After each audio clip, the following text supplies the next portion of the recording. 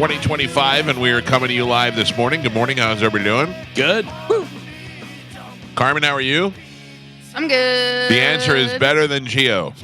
Oh, what happened to Gio? Gio's getting 3,000 yards of tube shoved up his ass today. Oh, boy. Yeah, he's having a colonoscopy this morning. Oof. That sucks. Well, according to my dad, it's not bad. My dad almost made it like he enjoyed it. Which means no coffee delivery for you. Yeah. Oh. That's all right, though. But can I tell you, Calvin? Coffee hasn't been doing it for me lately. Yeah? Yeah, it's been making me a little nauseous. I don't know why. I just haven't really been enjoying it. And I used to go like 2-3 times a day. Now I'm like, I just drink the one in the morning and I'm good. And I didn't even finish it. Can I tell you what I've been doing for the past probably 3 weeks, maybe a month?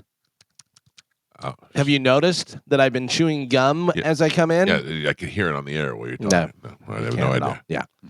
Neurogum. What's neurogum? Neuro.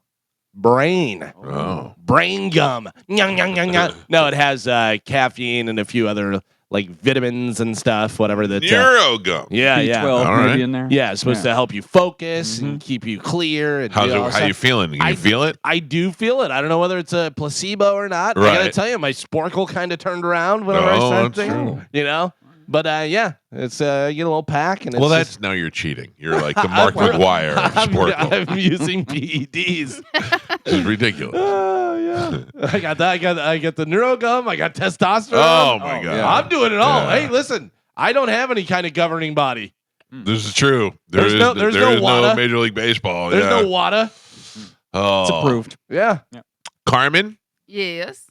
not trying to make you feel bad because I don't think it would work anyway because you're heartless. Right. But you're the only one, I think, from the station that was not at the show on Friday. Yeah, that's true.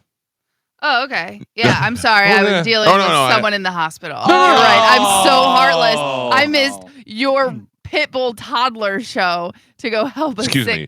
Pitbull toddler at Whiskey Willie's. Yeah. Yeah. Thank you very much. Yeah. Yeah, I wasn't trying to make you feel bad. I said I'm not trying to make you feel bad. No. You say brother. exactly what you mean, but opposite. I know your little game. Maybe Mike. I'll explain it differently. Carmen, you should see how many people from the station came to the show. I saw it. Looked like Then you you're guys going to had be a lot like, of fun. oh, he was trying to make me feel bad by saying that. But listen, guy. All right. No, I saw it. It looked like you guys had a really fun time. I actually had a lot of people text me like, "Are you here? Did you end up coming? Yeah. Can you come get me in?" I had a lot of people. Once we got done, I looked at my messages and I had a bunch of messages of, "Hey, I'm outside. I can't get in." Yeah. It was Yeah. packed. They weren't letting people in until people left. I am kind of sick of answering "Where's Carmen? Where's Amanda?" questions. Oh yeah. I don't know why people are so interested in my wife. Is your wife here? No. And if she was, she doesn't want to talk to you anyway. I'm just telling you right now, she's not the nicest person in the world. I don't know. Like everybody's like, "Where's your wife? Where's your wife?" I'm like, "Not here. What do you want from me?" But Carmen was Me and your wife, exactly the same. Yes, both sick of seeing us play. Yeah. Yeah, that's usually my answer. I go, my wife is done seeing us play. Although we played our new song, Carmen, We did. and it was terrible. Yeah. It was. Surprise. I couldn't figure out who was awful, but it was awful. Oh, you don't know? No. I was gonna say go through and figure out. Okay, so I think you were fine. Totally fine. I only have 3 chords. I was fine. Totally fine. John Brennan seems like he was fine. Totally fine. Pete couldn't seem to get it down. Pete. So the song we did is "I Need Some Help" Yeah. by Post Malone and Morgan Wallen. Pete, about 4 measures in, goes, "I need some help." He totally forgot the lead part because there's like a lead melody that's playing the entire time because the whole song's basically just looped. It's just like the same. Like thing I learned it in 4 seconds. Yeah, I did too. We have a group chat. And Pete was like, "We should do this song." And I go, "I don't know this song. Let me listen to it, whatever." While I'm on the group chat, I listened to like 15 seconds. I go, "I got it." Yeah. I was like, "Yeah, that's easy." But yeah, so it was Pete. And, I'm saying this because Pete knows it was Pete. Right. And he was laughing. He goes, "I don't know what happened." He goes, "I couldn't remember what the thing was." I just looked over and Pete was all I heard was and then Josh didn't know all the words and I'm like, oh, what a disaster. It was the first time, Oh, and yeah, it was something new, and everybody got into the middle part and stuff. Right. So Pat brought it back around. yeah. It was good. It was a fun. I tell you, it was a fun night, man. When you get up there and there's a bunch of people there, that's what you want. Nobody likes playing to an empty place, and when it's packed, it's fun. Packed right up in there. Yeah, man, it was good. And Pap, a lot of compliments on Pap. Quite the performer. Pap, Johnny B as well. Yeah, came out there and jammed out some Journey with us. It was really a good time, man. It was fun. Ian was there.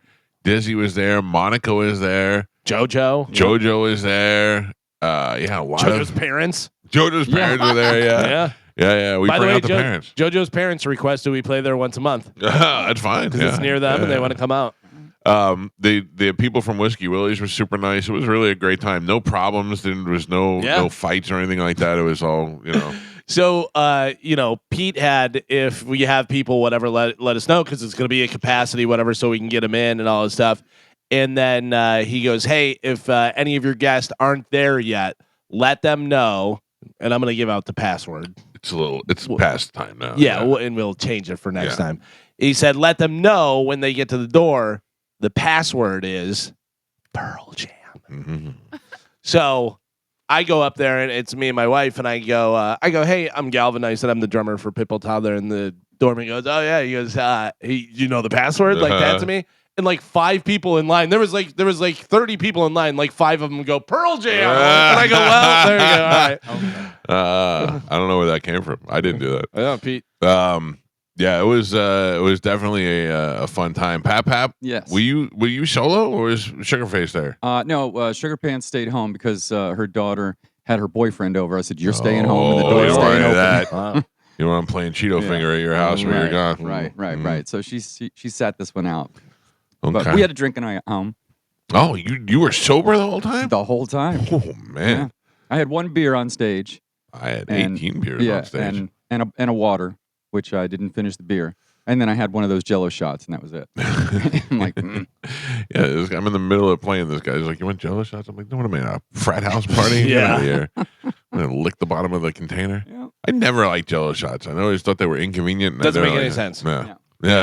Too much sugar. You shouldn't be trying to swallow a somewhat solid item. Of also just tasting like dishwashing fluid. Yeah. It's just pass. Yeah. What else? Saturday night? These days now, I have to tell you, I've been fantastic.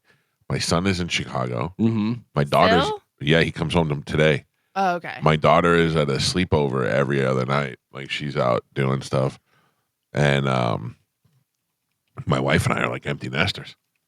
I saw. That's nice. Saturday, I said to her, I go, what do we have to do today? And she goes, you have your nephew's birthday party in the afternoon and then nothing. Juliana's staying over at a friend's house. And I went, you know where we're going then. Well, you know where we're going.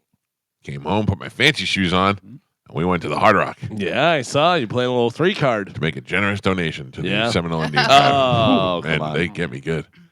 Yeah. We and then we went to Council Oak on a whim. And we actually went to the Noodle Bar. And I don't have 4 hours to wait in that line. Yeah, it's always packed. Yeah. So we went to Council Oak and they were pretty full. So we just ate at the bar and it was fantastic. Yeah. Yeah. And instead of watching dumb sports on TV, I got to watch us bomb Iran when we were on there. I was like, this is the best night ever. I got big giant steaks and bombs going off. This is so much fun. By the way, how many yuck morning shows are playing bomb Iran? You know what I mean? Come on. I forgot about that. I forgot. I would have played it if I could have found it. I would have found it. I'm sure it's on YouTube. Yeah. I don't know. We got to get into all that this morning as well.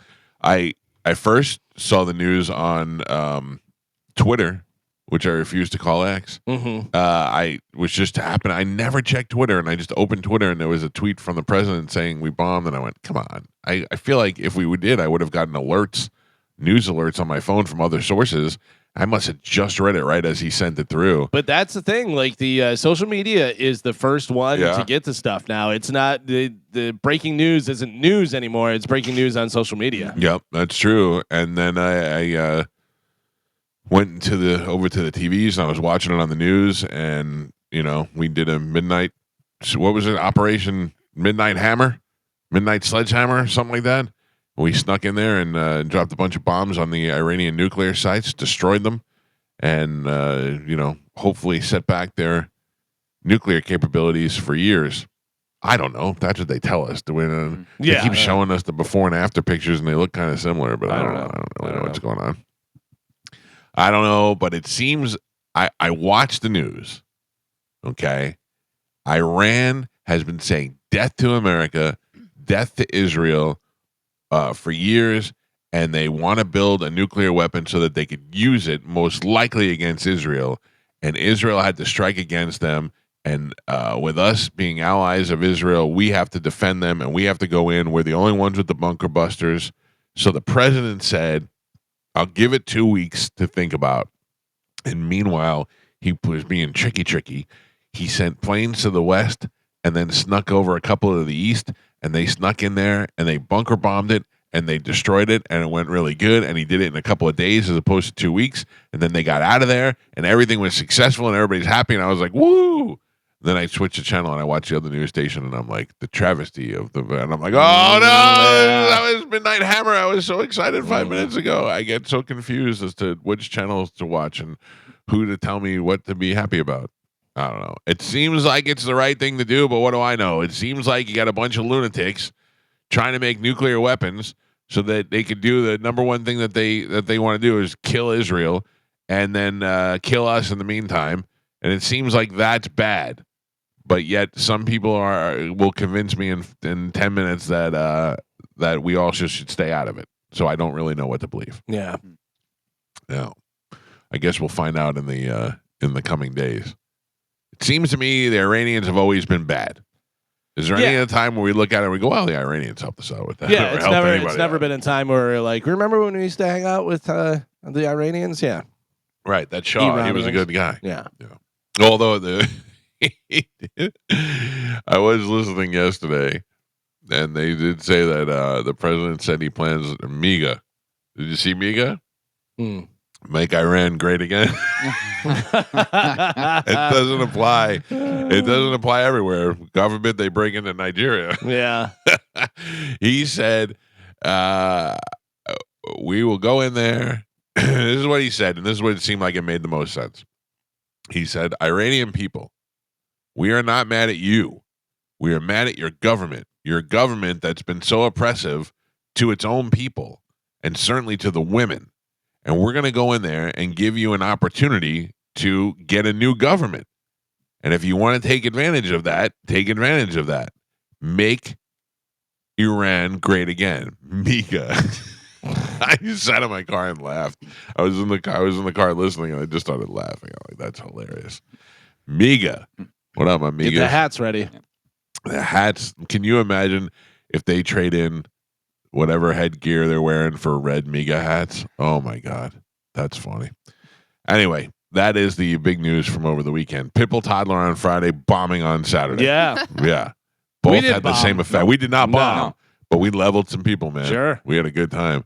We had 2 big bombs at the show, Carmen. I don't know if you saw the pictures. Yeah. No. There was a woman in the front row that had the biggest bombs I've seen in a long time. I did see that. Galvin said that every time she was dancing, the timing was throwing off his drum. And it was funny because I pointed it out, and she like covered her eyes like she was completely embarrassed. Meanwhile, she's wearing a child's small tank top Right. with 42 double F. She knew. I loved it. Yeah. She stood right in front of me, and I watched it all night long. Yeah, but I'm like, let's not be shy all of a sudden, Yeah, it was. If you want to see the pictures, they're up at the Mike Calta Show and at Pitbull Toddler.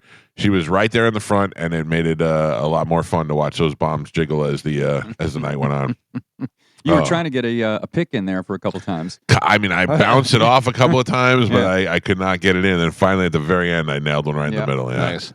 Yeah, I'm getting pretty good with those. Mm-hmm. A lot of times, I need to get Pete's attention, and he can't hear me, and I just whip a pick out his head. Yeah. Well, those are fun. I wish they were Chinese stars sometimes. So we have another gig. We'll be at the Beach Club in Siesta Key on 4th of July, which I'm very excited about. Make That'll Siesta be fun. Key great again. That's right. I'm staying down there for the weekend. Yeah. For my family is staying there for the week. Yeah, I was thinking about it. I was like, I wonder if we should stay down there. And then I thought, it's probably packed. It's already.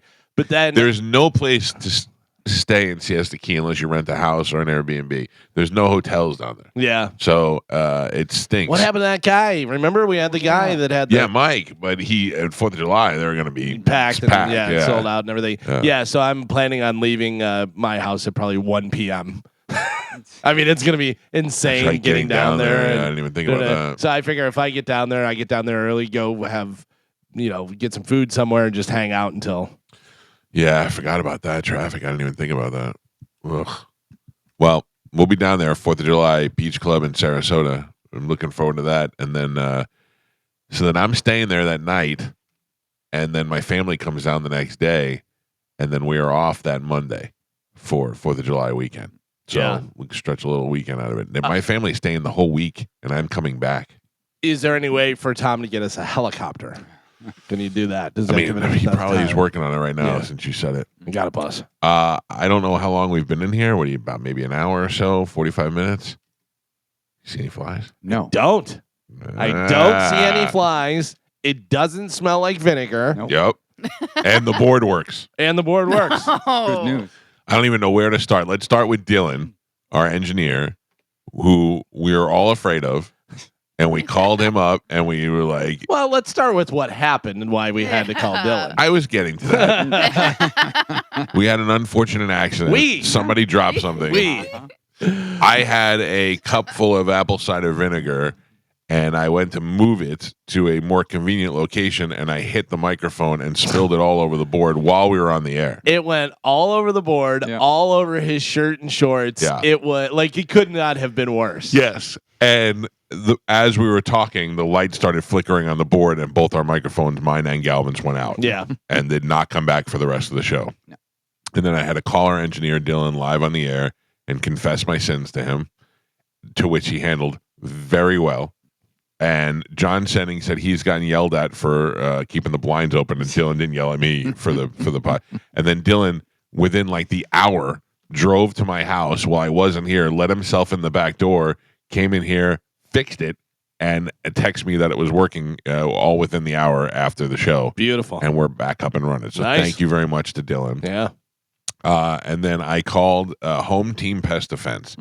Now, I've said this before, but I'm going to say it again. A couple of months ago, actually it was last year, one of our sales guys called and said to me, I have an endorsement opportunity for you for a pest control company. They want me to do commercials to tell you how great their pest control company is. And I said, listen to me. I, as an honest endorser for the Tampa Bay area, cannot tell you to go to anyone except Home Team Pest Defense, because I have been a customer for what seems like 15 years now, since I was in my old house. And I said, and these people have been fantastic, to the point where at one point we were having a water problem. There was a leak in my water, and I think that they might have accidentally cut into my water thing while they were putting the termite traps in there underground, and they like split the bill with me. You know what I mean? Yeah, like they went above and beyond. So there's no way that I can tell you to go to another pest control company besides Home Team Pest Defense. I'm sure there are plenty of good ones in the Tampa Bay area, but they are the ones that I have used, so I can't lie and tell you to go somewhere else just because they're paying me to do so. Right. So I said no. I turned it down. And then Home Team Pest Defense said, we'll advertise. And they did. And they advertised with us for a while.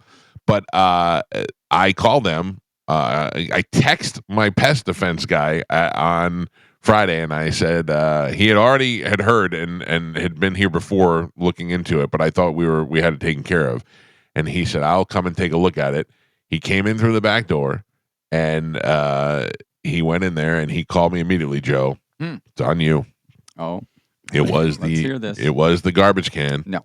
No, denied. The one that Denied. you took outside and hosed off? Yes. He said that showed signs of infestation and breeding inside there, and he immediately removed it from the home. And therefore, if you can, today is can day, yes? Yes, it is. Can you put that can in the other can and just throw it out? I can. Yeah. Yeah. You can put Yes, I that can. can in the other can? I can. You do can. that with the can. Yeah. Mm-hmm. So that seems to be the problem. He sprayed, got rid of the can. I have gotten so many experts over the weekend telling me what they know the problem was. It's coming up through the vents. It's coming up through the Galvin. Everybody's the vent, the drain, the dish pans, the water leaks. There's no water. There's no water in here. There's no sink in my garage. There's no nothing. There's the hot water heater and the water softener. It's the only water in my garage, and there's no leaks or drain pans or anything over there. Everything has been clear. I even got a call where they suggested one of my MREs opened in there, and that was nothing has been opened in the MRAs. They're all sealed. And everything seems to be all taken care of now. We've been here for an hour, and we have not seen one fly. Nothing. And the only thing that's going is we have incense burning, just because it smells good. That's it. A little sandalwood this morning, and we've had all of our studio problems taken care of. The only thing we have to worry about now is the tubes that are up Gio's butt. Oh, Gio's getting a colonoscopy this morning. Which I talked to my dad this weekend, and my dad said, it's not bad. And I said, yeah, I didn't think it was, but it's just kind of, and my dad said, the worst part about it is I'm in there, and I'm like naked, and I'm on my side. He's like, not my most flattering position. And I go, yeah. And he goes, the doctor's getting ready to shove tubes up my ass. And he says to me, he brings these 3 girls in, and he said, they're students. Do you mind if they come in and watch the procedure? And my dad goes, all right, it's not my best angle, but, you got what you got. And I thought they're going to have to see it anyway. I don't know. I was so concerned when I had my surgery about the catheter. Right. Because they have to go and put a tube in your wiener. And I was most concerned with the fact that my wiener, when not being used, is preserved. It likes to go in its little home and likes to stay protected, and it's like a knife. You pull it out of the sheath when it's ready to be used. Yeah, when you're ready to fight. In the meantime, it's in control. It's in hide and seek mode, and I don't know what they have. They had to push my belly in order to get it to go. I don't know what their process was, but that I'd imagine there was some giggling going on there, and I don't know. They probably saw a lot of fat wieners in there too, so. That maybe they're just used to it, you know what I mean? Yeah. So that was it. And then I was so against getting the catheter done. I up to the minute that I was about to the surgery, I said, Doc, is it really necessary? I haven't eaten anything after midnight, and blah blah. And he's like, just stop it. He's like, you're gonna be under. What do you care? I go, because I'm gonna be awake when they take it out. And then he goes, taking it out's the easy part. I said, okay. Taking it out was easy. It felt weird. It was like a little bit of a burn, and kind of. You could picture it as it's happening. Yeah. But it wasn't that big of a deal. And then the other thing, the port that I had or whatever I had to take out, that was like dragging a hot knife across my chest. At least she was nice enough to tell me this is going to feel like I'm dragging a hot knife across your chest. And she did. That was terrible. But anyway, Gio has got it all in his butt today. Yeah. And that's what we're celebrating. Gio's butt test. Don't you like whenever people tell you stuff up front? Yeah, I mean, I kind of do. You know what I mean? Like, if she didn't tell me and all of a sudden I felt that, I would have been like, what is happening? I had a situation, I don't know what it was, Friday, Saturday, whatever it was. I need to ship something to my brother, Tim, in Destin, in state, in Florida. And I wanted it there the next day. So I was going to go to the post office, but there's a UPS right by my house. And I go, I'll go to the UPS. Easy. Go in there. First off, it was the busiest UPS ever. That was the one that I left, and then I went back like the next day. I said, I need to ship this to Destin next day. She goes, well, that's going to be expensive. And I went, what does she think is expensive to what I think is expensive? I'm thinking, does she think $30 is expensive? Right. $30, fine. Get it there the next day.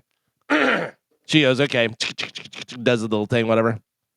Just take a guess. A normal size box. It was probably like 10 inches wide, 10 by 8, and then like maybe 2 inches thick. So you got to get it to Destin the next day, and that's on a Saturday? No. It was a weekday. Oh, yeah. I would have said like $50. Still, $50. Yeah, I think they definitely try to like get you with that. Yeah. What do you think? $250. $250. Yeah. 200. Joe, what do you think? I say $37. $145. Yeah, that's crazy. I go, yeah. Why? No. Why was that? Did she say why? I don't know. I said I could kick it up there for. But I mean, like FedEx would just take it there overnight for the FedEx. I don't know. So I went to the post office, and told him, trying to get on his good side, stupid FedEx, right? USPS. And so it wound up, I think it was like $35. Yeah. Yeah. $35 to not get there. It's still not there. Oh, that's why. Yeah. Well, it's guaranteed. The UPS would have got it there. Yeah, exactly. Now it's not there.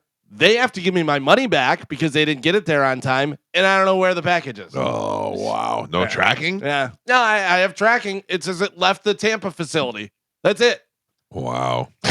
Yeah. You want to know why nobody uses the post office? Exactly. All the time whenever I say you've been beaten, this is what I'm talking about. Wow. So, Yeah. I mean, can you tell us what it was? Does it matter what the material is or whatever? No. It's just something that needed to be there the next day, whatever, Okay. But yeah, so now it's not there the next day. Now it's still not there. Had to pay. Had to go to 2 different places. Wow. It's just a whole thing. Terrible. Terrible. How are you that bad at your job? You one thing. Yeah. Get this yeah. somewhere else. You know what I mean? And, McDonald's doesn't run out of hamburgers.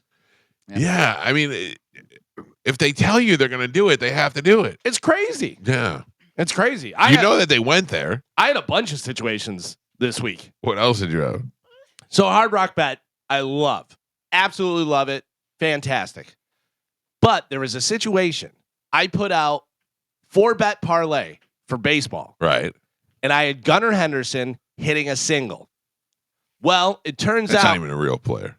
Gunnar Henderson wasn't playing that day. But they tell you later on, because I did it before the lineup was set and this and that and everything. So if he doesn't play, they just void that part of the bet, and it's prorated Now if you you have a win. 3-leg parlay. Right.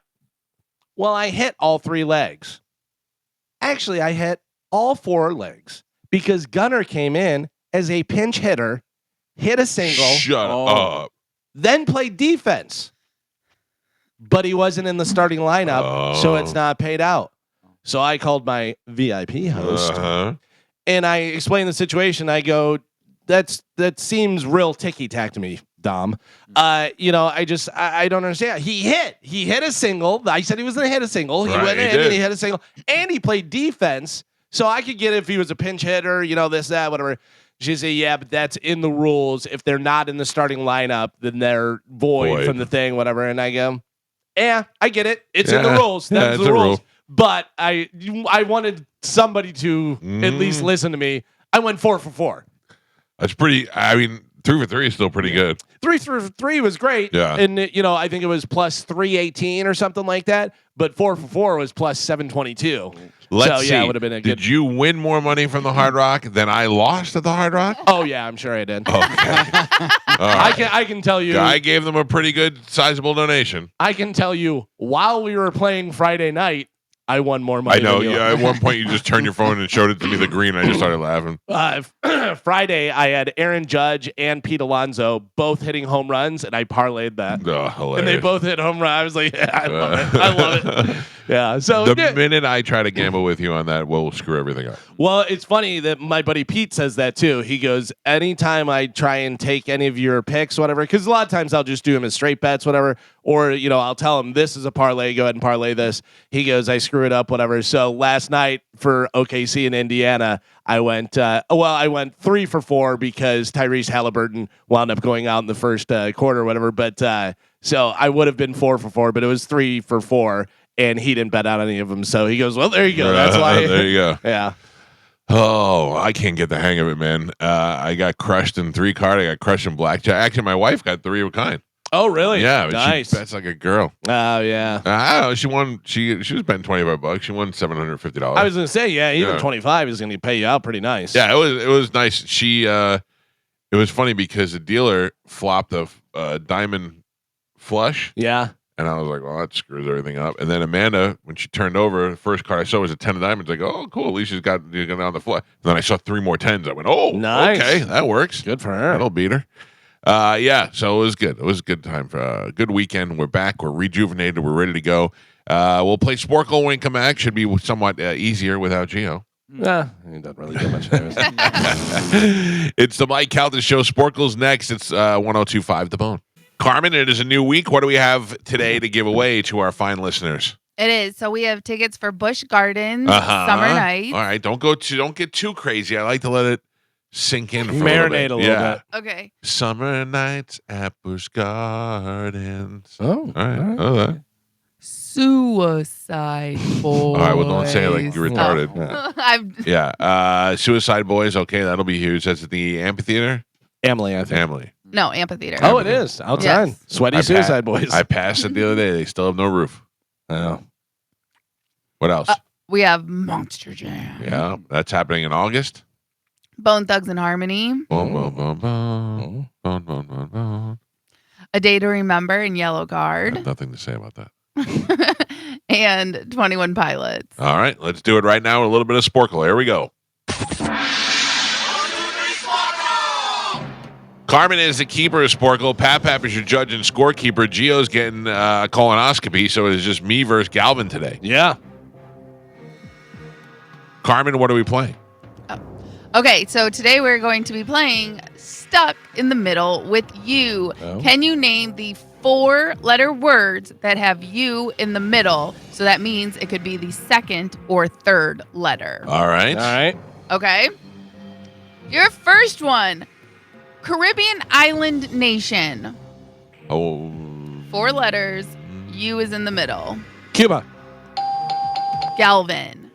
Stephen King's Killer Dog. Cujo. Galvin. 2 parts. Duo. 2. Duos. No. Damn I it. was looking for dual. Ah. 1994 film's title character. It's pretty broad. Yeah. 1994 film's title character. Can you tell us like the actor or something? You want the first name? I can give you the first name. Sure. Forrest. Gump. Mike. Your next one. First member to leave the Avengers.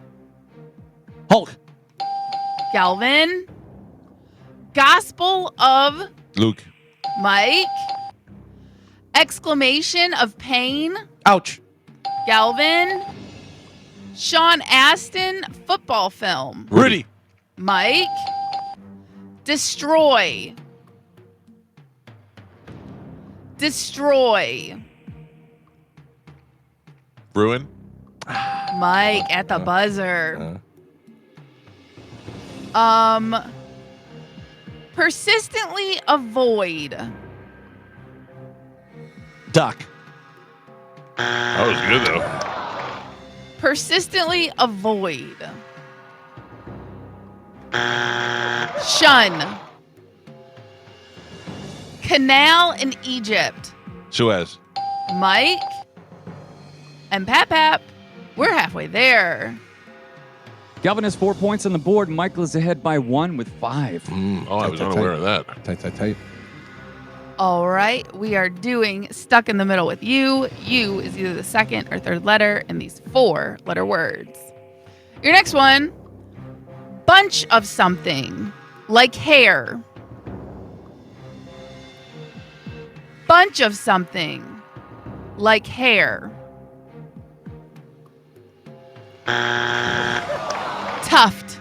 I was like clump. Clump's 5. Your next one, quiet down.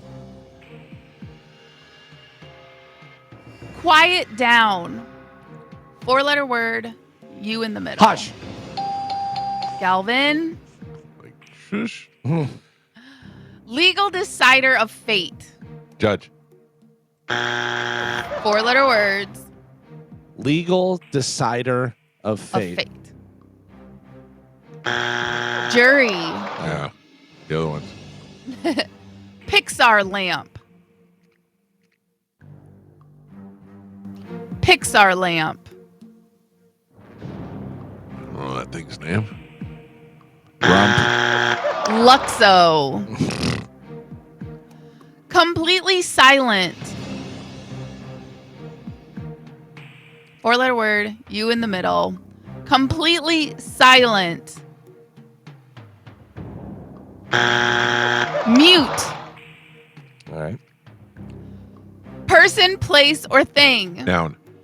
Mike. The Excuse me. The capital of Greenland. The capital of Greenland. Nuke. A single unfertilized egg.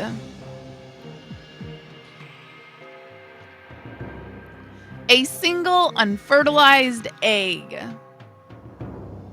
Utro? No. I don't know. Ovum. Oh.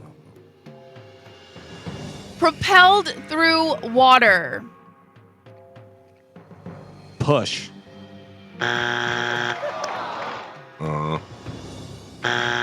Swum. Brother. Swam. And Pep, we are on the last three. Galvin has 5 points on the board. Michael ahead by 1 with 6. All right, last three. Stuck in the middle with you. Here we go. Purchases. Buys. Mike.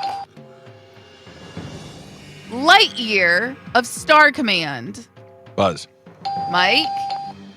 And your last one. Treasure or puzzle. Hunt. Mike. Close that out strong. Your final score. Galvin had 5 points. Michael is your victorious champion today. He won with 9.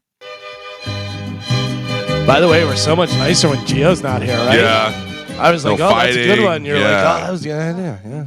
Gio's definitely the aggressor. I would say for the first, 10, you got it, I got it. You got it, I got it. You got it, I got it. And then, yeah. Yeah. You got lucky there. Good. Let me pick a winner. Good morning. Who is this? Hi, it's John. John, you're the winner, buddy. I'm going to put you on hold. Carmen will grab you during the break. You'll have your choice of tickets. Awesome, thank you. All right, pal. Hold on. There you go. That's line 1, Carmen. Got it. So Okay. loud. Everybody has such a loud voice. I mean, I imagine everybody's on Bluetooth. You know what I mean? That's had to be the easiest while you're driving. Yeah.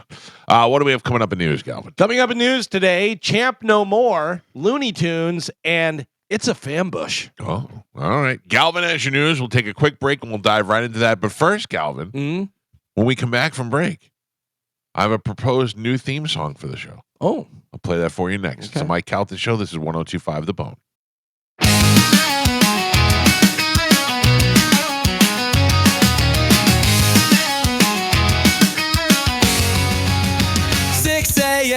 Tampa's wide awake.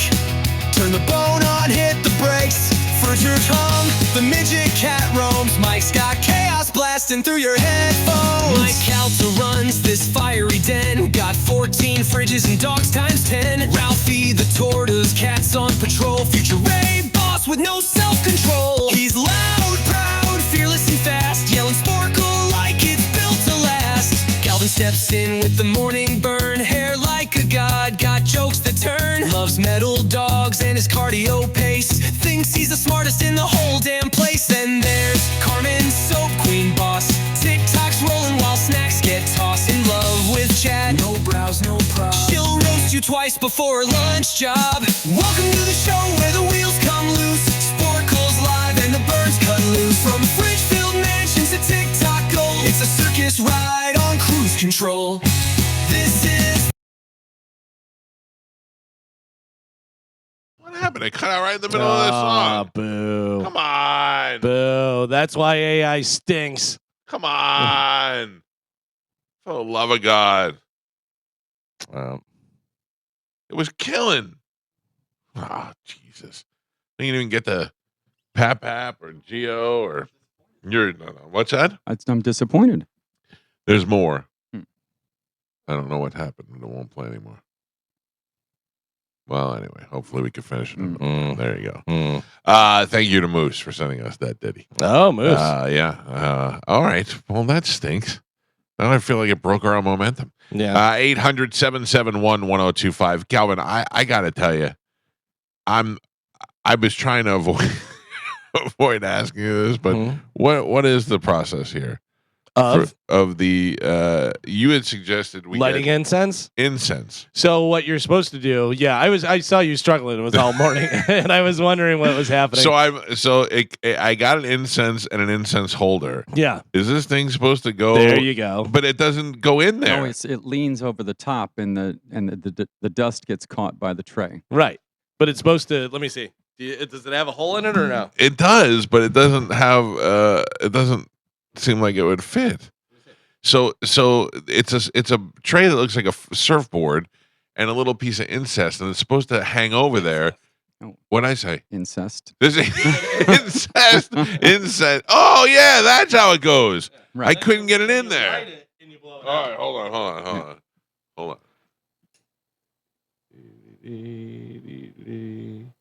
Come on. Yeah. All right. There we go. All right, Calvin. Yeah. Thank you. All right. I kept putting it down, and when you put it down, it either burns super fast or it Right, it needs to have the proper air so that it stays right. where it's smoking like that. It either burns out really fast or I don't know. See, now it's smoking. Now it's and going. working. Now it's working. Hey. All right. We're in a very zen mode here at the radio station. All right, 800-771-1025. Ladies and gentlemen, time to check in with Galvin. He has today's news. I'm falling apart today. And now, news with Galvin on the Mike Calta Show. Sorry, Carmen. Moose's stupid song threw me off. That's okay. Cut off in the middle. What do we have in news today, Galvin? Today's top story, the Pentagon on Sunday shared details about Operation Midnight Hammer. Yes. The massive, complicated mission that struck 3 Iranian nuclear facilities on Saturday, calling it the largest B-2 operational strike in U.S. history. Secretary of Defense Pete Hegseth told reporters at the Pentagon that, quote, the scope of this was intentionally limited in his first formal remarks following the strikes, though he added that the capabilities of the American military are, quote, nearly unlimited. General Dan Kane, chairman of the Joint Chief of Staff, detailed the operations timeline and the deception tactics employed that went into striking Iran's Fordo, Natanz, and Esfahan. This is the old switcheroo is what got him good. By the way, did you see the drawing, like the schematics of how the bomber goes over in the missile and stuff? Straight out of Top Gun. It's exactly like the end of Top Gun, and Top Gun was a uranium enrichment thing underground. Yeah. How crazy is that? That's so funny. Within hours of the U.S. bombing, Iran launched Iran. I keep saying it Iran. Doesn't matter. It drives me crazy though because it's Iran, but it starts with an I. Right. And drives me crazy. And it was Iran our entire life. So far away. Iran launched a fresh barrage of missiles which hit part of Tel Aviv. At least 86 people were injured, officials said. On Sunday, Iranian president said the U.S., quote, must receive a response for their aggression. Yeah. We have always stated that we are ready to engage and negotiate within the framework of international law. But instead of accepting logic, the other side has demanded the surrender of the Iranian nation, he said in a statement. So the idea is that America doesn't necessarily need a surrender of the nation. They need a new regime change, and they need a new government in there that is going to be for their people instead of oppressing their people, and a government that is going to agree to not try to come up with nuclear weapons. That is the problem, and that is what they have been told, and then they continue to move forward with it. Israel is getting nervous because they are saying death to Israel and death to America, and Israel is a lot closer, and they know that as soon as they have the capability to use a nuclear weapon, they're going to use it, and they're not afraid to use it. The guy who's in charge is 82 years old, and they say that they got a pin on him and they know where he is at all times. And he says, I don't care. I'm ready to die. I'll go out a martyr. So when you're dealing with somebody like that, when you're dealing with lunatics, it's hard to fight crazy. It's hard to fight crazy. You can fight crazy. Yeah. And the problem is that Israel doesn't want their people to die at the hands of the Iranians. And as their partner, we have to go in there and do what we have to do. And I don't know. That's what I've been told so far, and it seems to make sense. But then I watch TV on a different channel for 5 more minutes. I'm like, oh, we shouldn't do this. I'm so easily swayed. I I don't want to see innocent people die. I don't want to see lunatics that don't let women, walk the streets without headgear. I believe if you're still doing that in 2025, you're probably the bad guy. And I like to see a successful U.S. mission with no U.S. people killed, and that seems to have been the plan this weekend, and it seems to have devastated a lot of things. My wife was concerned for a couple of reasons. My son is out of town. And she was like, what if they retaliate? I go, what do you think they're going to do? You think Iran's going to make it to Chicago? You think they're going to make it to Florida? No, but it's not necessarily them sending over strikes. It's already there. Right. What I said is you're going to have to worry about, obviously Chicago would be one of those major cities, but, he's coming back today. But you're looking at if I'm in New York or if I'm in Los Angeles, maybe not even Los Angeles anymore because it's a crap hole, but I'm somewhere where if they're trying to cripple something for a little while, that is where I would be concerned with. But you're right. I mean, they've already got to be here, which means we just have to be on high alert. We have to be looking out. Tampa played a big part in this with CENTCOM over here. I know that they did everything from the military base, which they often do. And, I think that this weekend, to me, seems like a successful military weekend. It seems like this is what we had to do. We did it. It's hopefully we can get past it now. It's crazy, and like you said, it's hard to fight somebody who's like, yeah, I'm ready to go. I'm ready to die. Do whatever you want. It's wild because you want to point out, you want to go, look at Saddam Hussein, look at Gaddafi, look what happened to these people. Right. But if they're like, yeah, I'm totally fine with that, then you're like, well, there's not much we can say after that. Close to 100 new laws will go into effect in Florida on July 1st.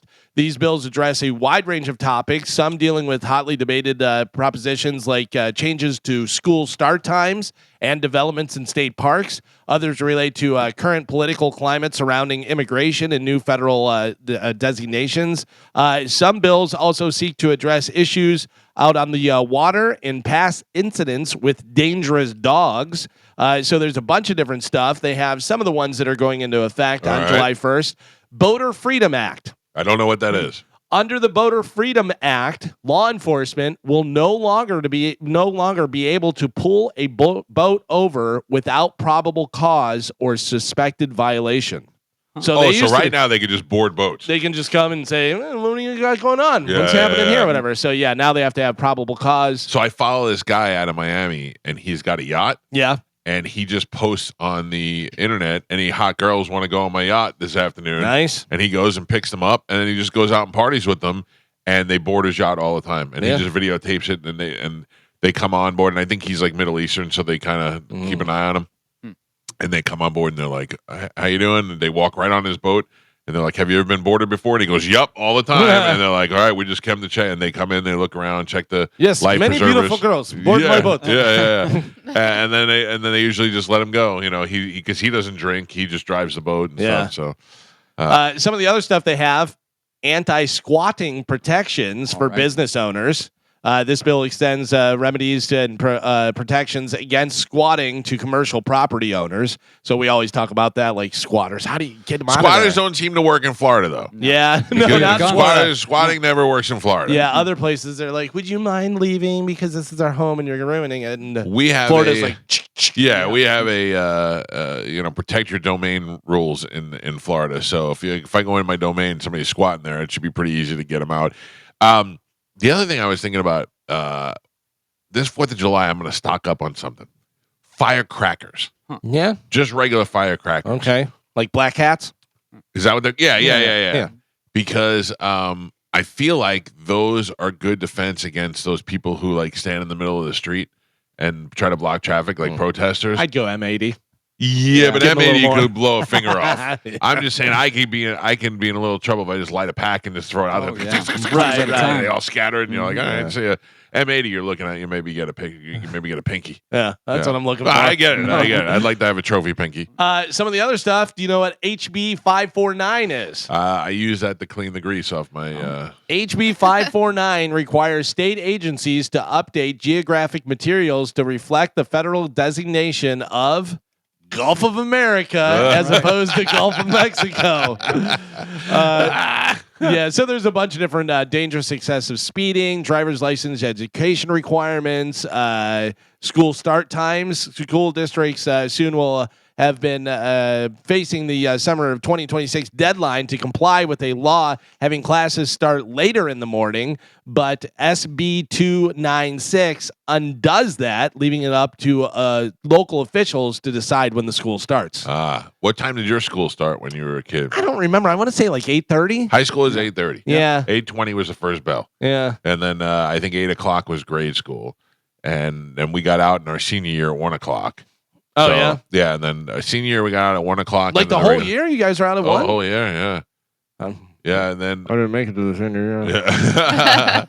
And then regular school year. Do you ever regret that? No. Not finishing high school? No. I love it. I'm proud of it.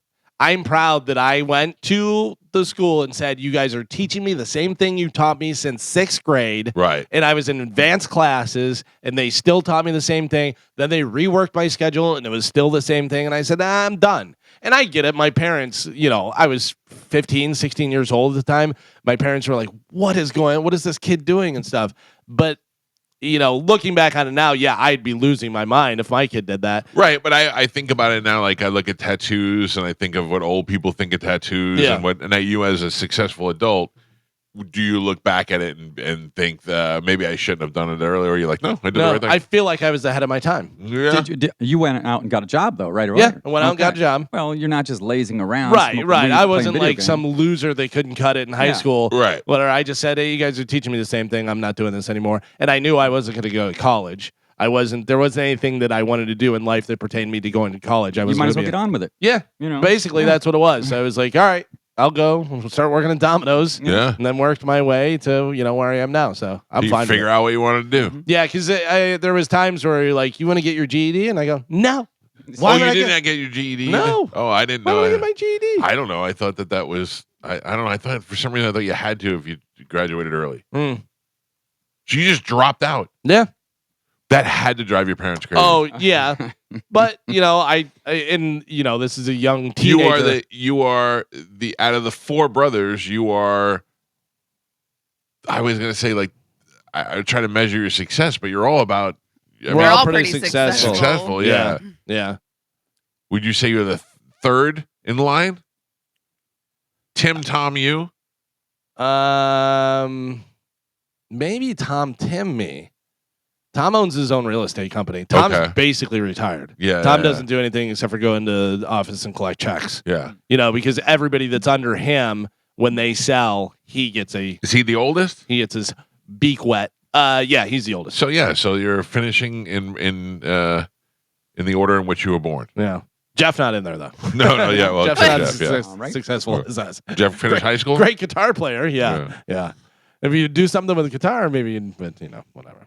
The Oklahoma City Thunder took home the 2025 NBA championship, the first in the franchise's 17 years, with a 103-91 victory over the Indiana Pacers last night in Game 7 of the NBA Finals, capping a historically dominant year and remarkable turnaround. It was a tight affair in the early going, and then disaster struck for Indiana as their star point guard Tyrese Halliburton, who had been very instrumental in the string of incredible comeback wins for the Pacers this postseason, went down with a non-contact injury to his lower right leg and never returned to the game. Wow, that sucks. Yeah. That sucks that you wait all your life for that. First quarter, he drains 3 threes, then goes for a ball, and you see his leg. He extends because he had a calf strain, whatever. Right. You see his leg extend. You just see his calf kind of go up, and he just started smacking the floor. Oh, yeah. Terrible. So, and the Pacers kept it tight. They kept it tight through halftime, and then, Oklahoma City Thunder do what they did,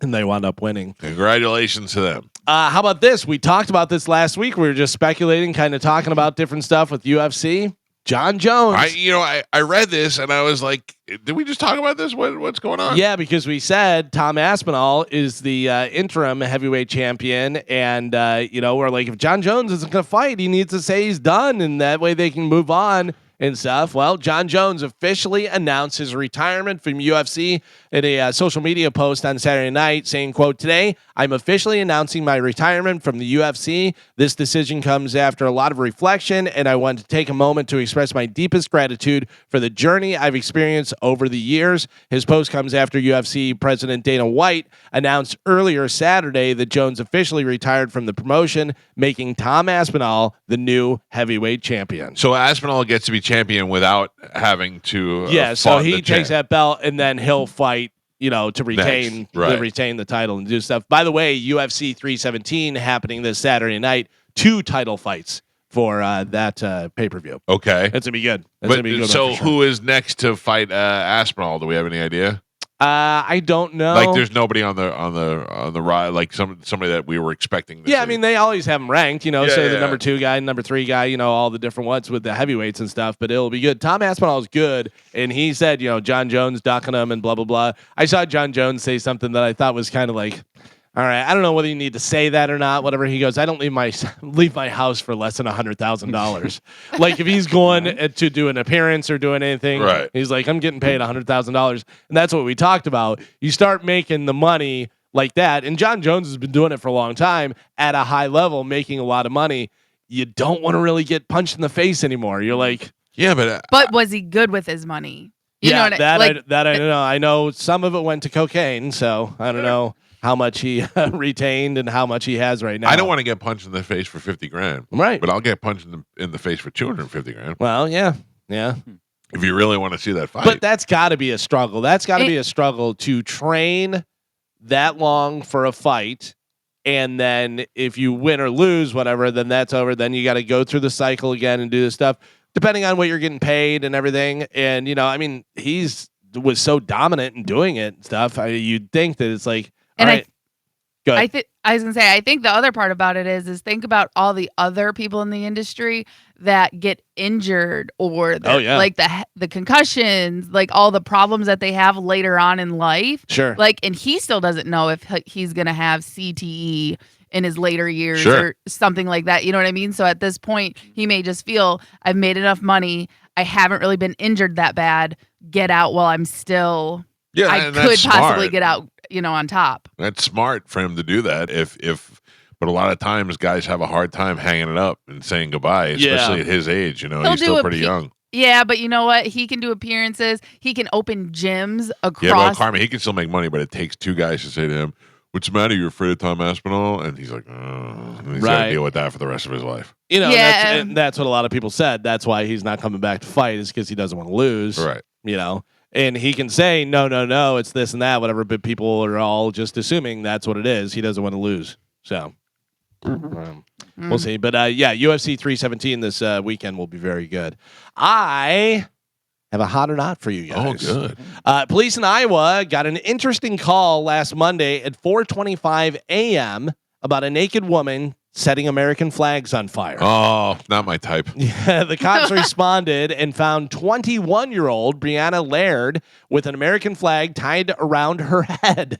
She was also not wearing pants or underwear. The flags were stolen from the city. It sounds like they may have been on display in the town. It's unclear why Brianna was burning them, but cops found evidence of drug use, and she was kicking the officers as they tried to restrain her. She was charged with arson, assault, indecent exposure, theft, possession of drug paraphernalia, and let's see. At the time, Brianna was on probation for a 2023 marijuana possession conviction, and in 2022, she was convicted of driving under the influence. So she's 21 years old, 4:25 in the morning, no pants on, flag on her head, burning American flags. Her name is Brianna Laird. She's from Iowa. Mike Calta, hot or not? 100% hot. 100% hot. She is burning the flag and at the same time yelling, "I'm a patriot. I love America." She has no idea what she's doing. Okay, Carmen, what do you think? See, the only factor in here that makes me think that she's not hot, Iowa. Yeah. She is corn-fed. I don't know. Some of them corn bitches are hot. Yeah. I think she's hot, but I think she. Okay, I'm gonna go hot. Yeah, she's hot. You're gonna say hot? Yep. All right. So both you guys are saying hot. Joe has it on Bone TV. You guys take a look at your phones there. She's hot. Yeah. Oh, yeah. Yep. Kind of out of focus. I mean, she's a little plain Jane, but definitely for the game, she's hot. She's also, if I told you that was a picture of a young Shannon Hoon, you would believe me from Blind Melon, right? A little bit. Yeah, but 21, burning flags. She's kind of hot. Yeah. I don't even know I'm burning the flag. I'm burning it because go for Trump. Yeah. By the way, I saw a guy out who was talking to people, and he was reading quotes about immigration and stuff, and they said, "What do you feel about that?" And they're like, "Trump's racist," and this and he's like, "That was Obama." There was all Obama quotes, and all the college kids are like, and then they say it's Obama, and they go, "Well, I mean, it's taken out of context and stuff." I have another hot or not. Oh, for you good. guys. This is out of New York. I love these. Here I come. Out of New York, a 22-year-old woman sent nude images of herself to a 14-year-old boy. Okay, so far so good. The county sheriff's office alleged in a Facebook post announcing her arrest. Sheriff's office announces that the arrest of Anna Maria Malazzo, Hey. a 22-year-old female, for disseminating indecent material to minors in the second degree, which is a Class E felony, and endangering the welfare of a I'm child, going to show you my boobies. Don't tell anybody. a Class A misdemeanor. On June 9th, 2025, a school resource officer received a complaint alleging that Malazzo sent indecent material to a minor. The Sheriff's Office Criminal Investigations Division assisted with the investigation. During the investigation, the Criminal Division learned that over a 3-month period, she had sent nude photographs of herself to a 14-year-old male. Wow. So she's out in New York. She is 22 years old. Her name is Anna Maria Malazzo, and she's sending nude photos to a 14-year-old boy. Mike Calta, hot or not? This is tough. I believe there's a Malazzo. I believe she's probably a little bit overweight. Mm-hmm. That's usually why she feels like she can only get a 14-year-old. Okay. She's kind of chubby. All right. Yeah, I'm going to say she's not hot. Not hot. Not hot. All right. Carmen, what do you think? Integrity. I saw this, so I cannot guess. Okay. But- so you're out. Yes, but can I say this? My theory stands. Mike Kelta says not hot. Mm-hmm. Take a look at your phone. Joe has it on Bone TV. She is a Oh, my smoke show. God. Yeah. She is a smoke show. Oh, my God. Women teacher. This is my theory. Women teachers that mess with students are always hot. Oh, she's smoking hot. By the way, it didn't say in this. Did it say in the article you read that she was a teacher? It said she was like a teacher assistant or something like that. All right. Like it didn't really if specify. that girl on it, let's be honest. Yes. If that girl was sending naked pictures to Joey when he was 14, I would not press charges. She may be the hottest one we've had on Hot or But Not. also not because she's so hot, but because she doesn't look like she's old. She looks like she's Joey's age. That doesn't matter. I know. That's exactly why she shouldn't be in the school. But because these Also, Mike, it's a young-looking guy sending it to your daughter. No. Right. That does not. Hey, listen, it's an unfair world we live in. It does Yeah. not work out that way. Yeah. she's a predator, but that is part of the problem that like these kids go to school to become teachers and they graduate at 21, 22 and they still Carmen, feel like they're in I that worked age. in the high school system when I was 20 years old. I had a job as a counselor for the kids for a summer job program when I was 20. You know how hard that was? Yeah, It was- because you're the cool older guy, but you're not that much older, and you were in high school with them. Exactly. They were Yeah. seniors in high school, and then some of the girls were hot as hell, and they were like flirty, and you're like, oh. By the way, I'm not making this is right and this is a good thing, whatever, but she's 22. Some of these 14-year-olds look like they're 20 Sure. or something. Absolutely. Sure. You know what I mean? Oh, my And son has had a beard Yeah. since he was 10. Yeah. Yeah. Well, and now like there's no. You remember like our dress code, skirts and shorts had to be to your fingertips Yeah. and stuff like that. Well, they got rid of that for body positivity / stop. Slut it up. Well, and stop like shaming the girls. You know what I mean? So they can they can basically wear whatever they want, Mm. and it's like a nightclub in there. Yeah. Yeah. Literally, they are showing their belly buttons, boobs out, bras showing. I'm like, it makes me uncomfortable sometimes. I'm like, I don't want to be here. Yeah. I mean, I'm still blown away by the fact that you could see so much of a girl's ass out of her shorts. Yeah. Did you see the one that came up on stage at the end for Guns N' Roses whenever we were playing Friday night? No. She came up and stood right in front of my drum set. Oh, no, and I mean- just cheeks right out. I love that. Just as out Yeah. as they could be. Yeah. Yeah, but in a bar where everybody's 21 and up, Yeah, that's yeah, great. yeah. But when you're at the movie theater and there's 14-year-old girls walking around with their ass cheeks hanging out, that makes me uncomfortable. No, yeah. Yeah. Makes me uncomfortable. We talked about this earlier in the week or last week, Joe. Yeah. That they were re-releasing Jaws in the movie theater. Yeah. And you were the Jaws expert. You passed the Jaws quiz. You knew all the answers. I did. And you were going to go see it in the theater. Mhm. And I said, nay, I will not go in the theater and watch Jaws. Why? Guess what I watched yesterday? Jaws? Jaws. Ah. The whole thing from beginning to end. Perfect. What a great movie It's that a is. great movie. You watched mean- it at home? I watched it at home. It just Mhm. happened to be on, and it just started. So I was like, oh, let me watch this for a couple of minutes, see if it holds up. And It's man, so it- good. I think I enjoyed it more now as a Mhm. adult than I did as a younger person because I got all the stories about the independence and the Yeah. I'll never wear a life jacket again. You know, that kind of stuff.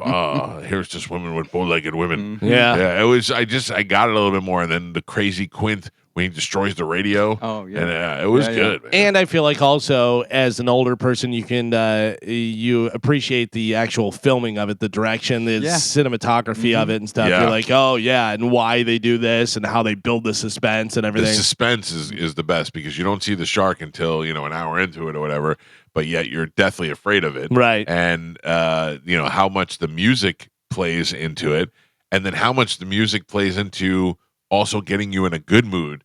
You don't realize, like, Yeah. if I said to you, no, what's this from? You go, Jaws. But if I played something else for you, you'd be like, I don't know. That's all from Jaws. And it's all light and airy, and it makes you feel great because And- it lets you know the other one's coming. Just the very beginning of the girl swimming and tug, Yeah. tug, Yeah, and you're like, yeah. oh no. You're never going to make it with nubs, lady. Yeah. Right. And then also, that probably C-blocked a lot of people from swimming naked. Yeah. Yeah, You know? for sure. Didn't stop us at Shepherd's when I went to St. Leo, but other than that, I did watch a movie over the weekend. I watched The Amateur with How was that? Remy Malek. It was all right. It's it's exactly what you think it is. It's very far fetched. Like Yeah. there's no way that's gonna happen. But it was cool, like the way they came up with different things and how they figured stuff out. You're like, oh, that's pretty interesting. It's worth a watch. I started watching the documentary about Rob Ford, the mayor of Toronto. Oh yeah, how was so that? I far saw so that. good. Yeah. So far so good. Oh, yeah. I'm sure. Yeah, it's about to take a turn. Has anyone seen Mountainhead on HBO? No, Have we I- talked about that? I think it looks so good. I knew a girl we used to call that. Steve Uh, Carell yeah. and who else is in there? A couple other people. They're all like tech giants, and they have like a vacation place that they all get together, and then they're talking about all these events that are happening, or something starts happening while they're up there. Oh, all right. Yeah. Right. I think it looks really interesting, but every time I go to put it on, I'm like, I'm not in the right mindset. Like, Is that a series or that just a movie? it's a movie. Oh, okay. Yeah. Yeah. No, I have just been putting on Tire season 2 and watching Yeah, it over and same. over and So over good. again. Yeah. It's so good. It is so funny. I can't wait for Shane Gillis to have a movie. Yeah. Oh no, that was Theo. Theo and David Spade had that movie coming Yeah, out. Bus yeah, Boys. Yeah, they have one coming out. But I could totally see Shane being like a Philly detective or something like that, you know? Yeah. Or who knows? Or just Anything that really. guy- Yeah. Guy trying to get a girl. Yeah. Cops in Oregon are searching for a 42-year-old guy who led officers on a high-speed chase, then abandoned his SUV and fled on foot. It's making national news headlines because the guy's name is Looney Tune. Shut up. His full legal name is Looney John Franklin Tune. Okay. Not a nickname. So he changed his first name to Looney. No. His parents His gave them full Looney. name is Looney John Franklin Tune. Nice. So his last name was Tune. Right. They wanted to name him Looney, but they also gave him John Franklin, so he could go by John. He could go by Franklin if he wanted to. Or he can go by Looney. Yeah, Looney Tune. Yeah, Great parents. unbelievable. According to a color We don't call them psychology colored anymore. a psychology expert, you might want to wear more green. How much green you wearing? Green is my least favorite color. I look good in green. I don't wear any green. Joe, you wearing any green? I don't really have too much green, but around St. Patrick's Day. St. Patrick's Day is about the only Yeah. time I really wear green. I don't Yeah. have a lot of green. Not a green fan. If I have something, it's black with green on it. Yeah. Usually, whatever. She said green is the psychological primary color that balances the other three, red, yellow, and blue. If you're too stressed, it'll calm you. If you're down in the dumps, it'll lift you up. So you can wear a little green. Green reminds me of somebody I didn't like when in grade school. Oh, really? Yeah, not even somebody that did anything bad to me. I just didn't like that person. That person's favorite color was green. Now I always associate them. Carmen, I'm dead You serious have mental too. problems. Seriously, I was trying to explain to my wife. I was talking to my wife, the therapist, the other day about therapy stuff, and she's like, "Yeah, but then there comes a time to let things go." I go, "Let things go." I go, I still won't accept this kid's friend request on Facebook because I didn't like him in high school. That's insane. Yeah, no, I was like, I don't even like you in high school. I don't want to be your friend now. Get out of here. That's the thing. Like, people change, you grow up, you mature. Yeah, too late. Sometimes people do. Too late. I'm not interested. Did you have anybody that you disliked and then got to know and liked? Yes. Yeah. Yeah, my first boss in radio, Ron Shepard, the first couple of weeks I worked there, I was like, this guy's a jerk off. And I don't know if I could last here or whatever. And then I realized that he was being particularly hard on me because I was doing a good job and he wanted to make sure that I was doing everything the right way. Right. And I realized that what I thought he was making me do all the crap jobs, he taught me how to do every aspect of the business. And he actually said to me later on, he goes, now you can do anything. He goes, I could tell you to go do this and you could do that. I could tell you to work in this department, you could work. And I learned that. And it took me a while to realize that I was the immature one in that situation. So where I grew up in St. Charles, Illinois, there was 2 junior highs, and they were right next door to each other. There was Haynes Junior High, and there was Thompson Junior High. Okay. I went to Thompson. Dean Williams went to Haynes. Oh, no. Dean was the Haynes version of me. Uh-huh. Yeah, he played soccer. He was a smart ass and all this stuff. Did not like each other. We just... Too close. Too similar. right. Yeah. And didn't even know each other. Yeah. But just heard about each Yeah. other, whatever. Didn't like each Oh, other. he's funny like you. No, he's Like not. you and Shoop. Yeah. Got to high school, best friends. Oh, really? Best friends. Yeah. Started playing on the soccer team together. Yeah, soccer brings you together. Yeah. It worked out. A woman is suing her former employer, Truist Bank, claiming a manager deliberately put a Chucky doll on her chair, even though the whole office knew she has a fear of dolls. Are you sue for that? Yeah. You can sue for anything. Carmen, how do you salivate when you hear these stories? Like, What? I could sue these guys for so much worse. I mean, I think about all the things, but I wouldn't want to do that. Right. Because I also think about it like this. I come from the generation, like, I was raised like, you have to work hard and you have to do the things that other people are doing in your position to show that you're worth, you know what I mean? To show your worth and stuff like that. Sure. You know what I mean? So everything that you did to me, like, yes, Don't maybe. say it like that. Well, I'm doing just this for your own good, Carmen. yeah, but like everything I went through, someone else went through. Like, it was, you know what I mean? Like, Spanish had to do a bunch of ridiculous stuff. Yes. And like, I had to do a bunch of ridiculous stuff. right. And again, it may have been a little harder on me because I was a female, so it's funnier The way I and more see it, entertaining. you broke down the walls.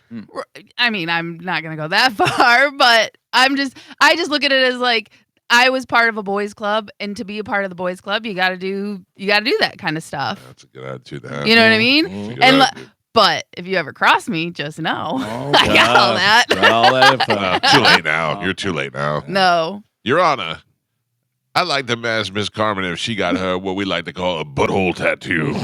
Yeah, I was forced. Forced? I was forced as an intern. I wasn't even paid, and they were cattle prodding me, sir. No, it doesn't work, Carmen, because all we have to do is that was like early 2000s. Yeah, it was cool. We It was didn't on the know. air. Yeah. We didn't Yeah, I know. thought I was gonna lose my unpaid internship if I didn't do it. Did you really think that? No, Oh no, okay. but I didn't want to got get it on cattle. tape. Yeah. I didn't want to get cattle prodded anymore. Also, this is for entertainment purposes, Carmen. Galvin. Uh-huh. I'm just saying this to keep the conversation rolling. Carmen, when I said to you on the air that day, if you get a BH tattoo, we will never cattle prod Yes. you again. And Yeah. you said yes. My heart went, She said yes before you finished the set. Yeah. I too. didn't even expect you to do, I had no idea. Oh, it was so much better. Yeah.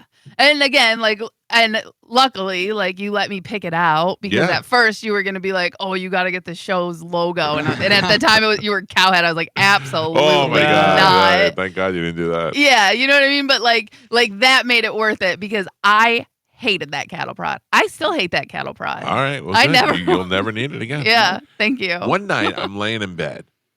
This is years ago, 10 years ago. I'm laying in bed and I get a FaceTime from Carmen. which never happens. So I answer it, and it's Carmen and some adorable chick. And they are in downtown. Kayla. No. That was different. That was a second different time. story. Yeah, Okay. Kayla was in the middle of the day. This was at night, and you were downtown St. Petersburg, and this girl's like, and I know this girl, and she's like, I want to go get a tattoo with Carmen. I want to go get the same tattoo, blah blah blah blah. And they went, and she also got a BH tattoo, and then they sent me pictures of it.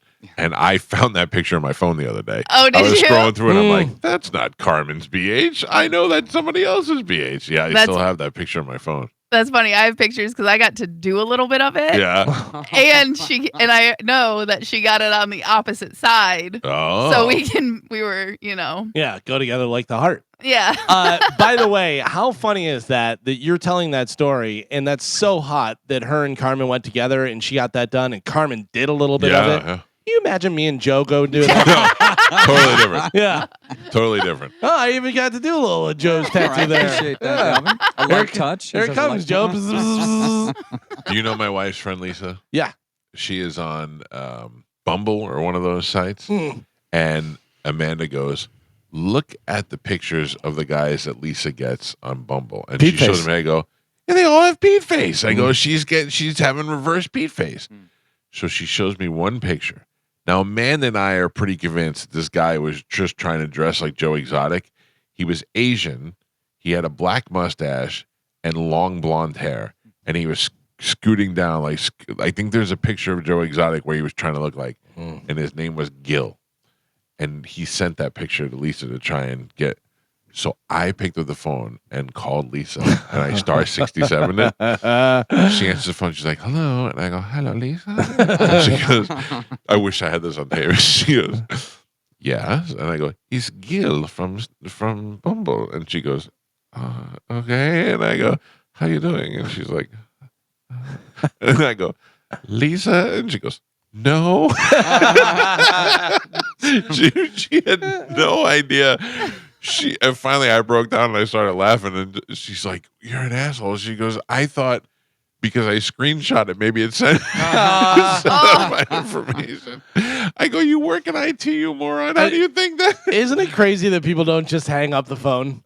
Well, I could tell she was frozen. Right. She didn't know what to do. She was frozen. But like, we've all done enough prank calls where people don't hang up, and I go, why wouldn't you just hang up? Like, if somebody called and I go, yeah, click, just hang up. Yeah. I don't know. My wife and I went to we wanted to look at a house the other day that was in a gated community, and the gate was closed, and she goes, we're never going to get in. And I just went, beep, and I hit the number, and the guy goes, hello. I go, delivery for Compton? And he goes, okay. Open the gate.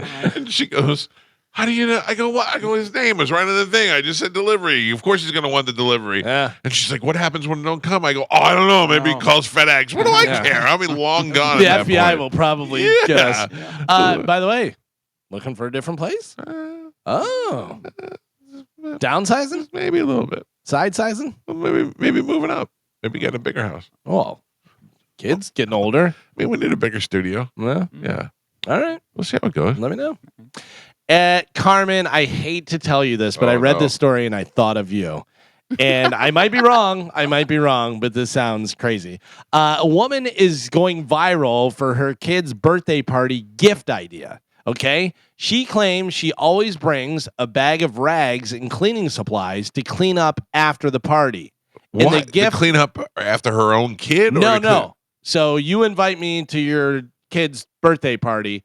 I show up and I bring cleaning supplies. It's with like a me. present It's for like the to mom. help? Yeah, the gift for the kid is more time with their parents because they won't have to leave the party to clean up. I don't. I mean, It's different. No. You know what I mean? Like, I'm sure there's some mom out there that would appreciate that. Yeah, But also, that's not a kid's birthday present. No. Like, Right. you can get the kid whatever toy and then also clean up. I was going to say, like, for the most part, she's probably thinking, like, this kid is going to get a ton of gifts. So one gift away, like, one less gift for the kid is not going to make a difference in that kid's life. He doesn't know. You're a cheapo, Yeah. and you're not getting invited. Yeah. Like, I get the cleanup would definitely help out. I'm sure there's plenty of parents who'd be like, oh my God, that's so nice. Nancy cleaned up the whole thing after whatever. That was so sweet of her. And she got Tommy a new race car, Yeah, whatever it is. But yeah, if you're not getting it's the kid's birthday. Yeah, that's a gift for the parents. It's kind of like a thank you for hosting type thing, Right. you know? Yeah, Yeah. she's trying to pass it off as Yeah. it's a gift for the kid because he No. gets more time with the parents No, because they that's don't have to clean up. Dumb. Yeah, that really is dumb. Sorry, Carmen, that I thought of it. Listen, yeah, I was like, I would not do that. I don't know why I came in And I made mind. you your own soap. Yep. It's kid soap. You put it in the bathtub. First off, never made you guys anything for a present unless it was asked for. You made Yeah. us breast milk bread. You asked me to come over and make bread. And that wasn't even a present. That was literally you guys invited me to come over so you guys could try my bread. I like to eat your bread. Right. But I've never given you a Christmas gift, Galvin, of Yeah. something I made. That's true. Yeah. That's I true. know. I know I feel the like lines. you're dying to, though. No. Listen, I asked many of times, and the last time Spanish asked me to make him laundry detergent. And I did. And look Because that's what happened, and it made him crazy. because that's what he He wanted. smoked it. You put I too much mean- lie in it. Yeah. He was lying like crazy. We have talked about this before, but there's a new kind of twist on this. So some parents downloaded apps to track their teenagers. We have that. You have that. Gio talks about it. He has it, whatever. But the teens are using them to keep tabs on their parents. Right. Which is why I don't have it. Right. So you have it. If you have it and you can keep tabs on them, they can keep tabs on you. Right. Like if I say to my family, I'm going out here and I'm going to a bar and going drinking, they can come find me. Right.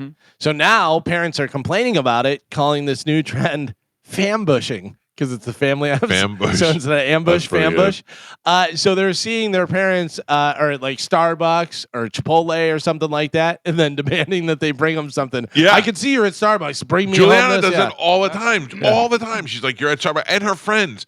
Her friend Brooklyn, we were at Starbucks and she texted Juliana. We were going to Brooklyn's house and she texted Juliana, get me a drink at Starbucks because she knew we were on the way over there. Yeah. She did. We're getting fanbushed. Also, kids, obviously that are old enough to drive or something, whatever, just showing up like in a restaurant if their parents are there and like, Oh, you gotta pay the "Hey, bill." yeah, Yeah. let's go do this. Carmen, why does my son and all of his friends in that age group, when they take pictures now, they look down? Yeah. I don't know. I don't get. Disinterested.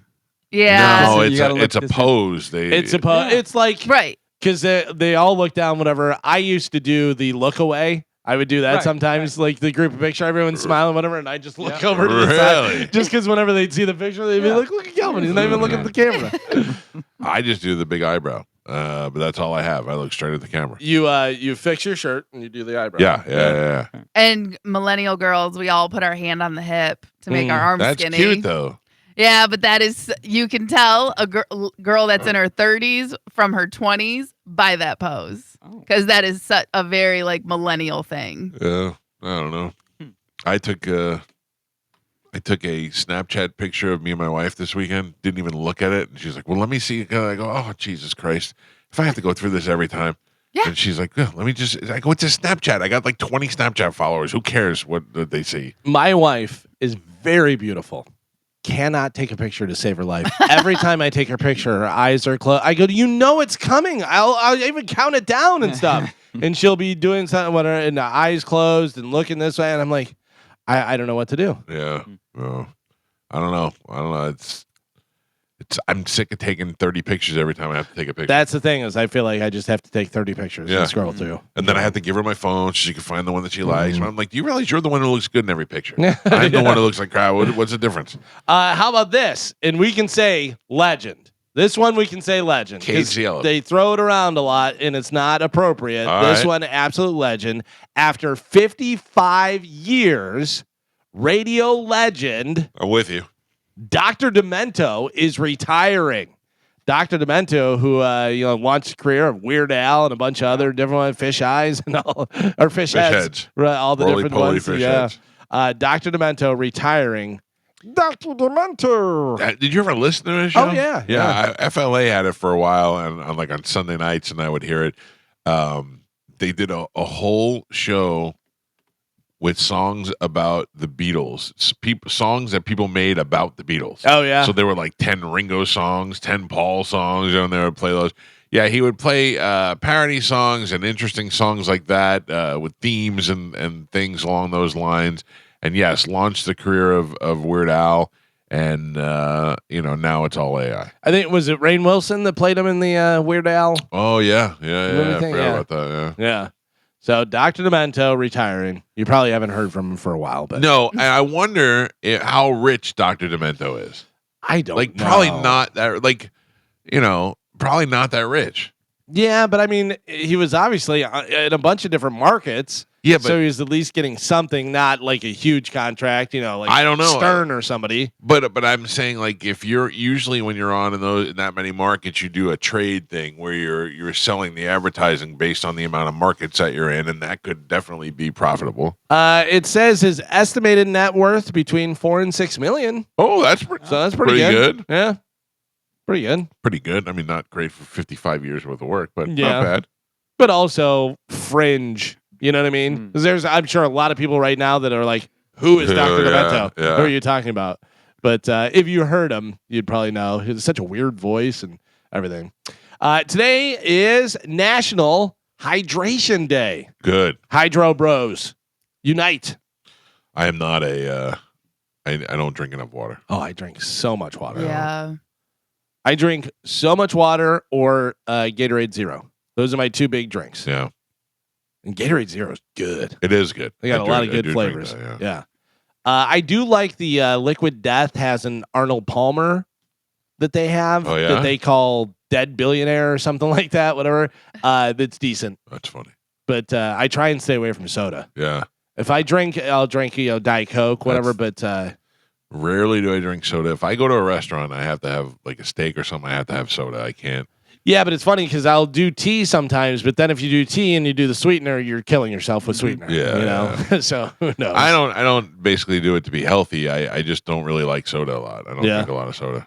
Oh, if it was fine to drink, I'd be sucking down Mountain Dew like it was nobody's business. Oh, really? Yeah, I like it, but I know it's terrible for you. Yeah. So whenever you see somebody who's like lost 50 pounds, you're like, what'd you do? Stop drinking soda. Yeah. Just soda. And you're like, well, I guess it's terrible for you. Yeah. How about this? Russell Crowe is joining Henry Cavill. Russell Crowe played Henry Cavill's father, Superman's father in the Superman movie. Now he's joining Henry Cavill in the Highlander remake.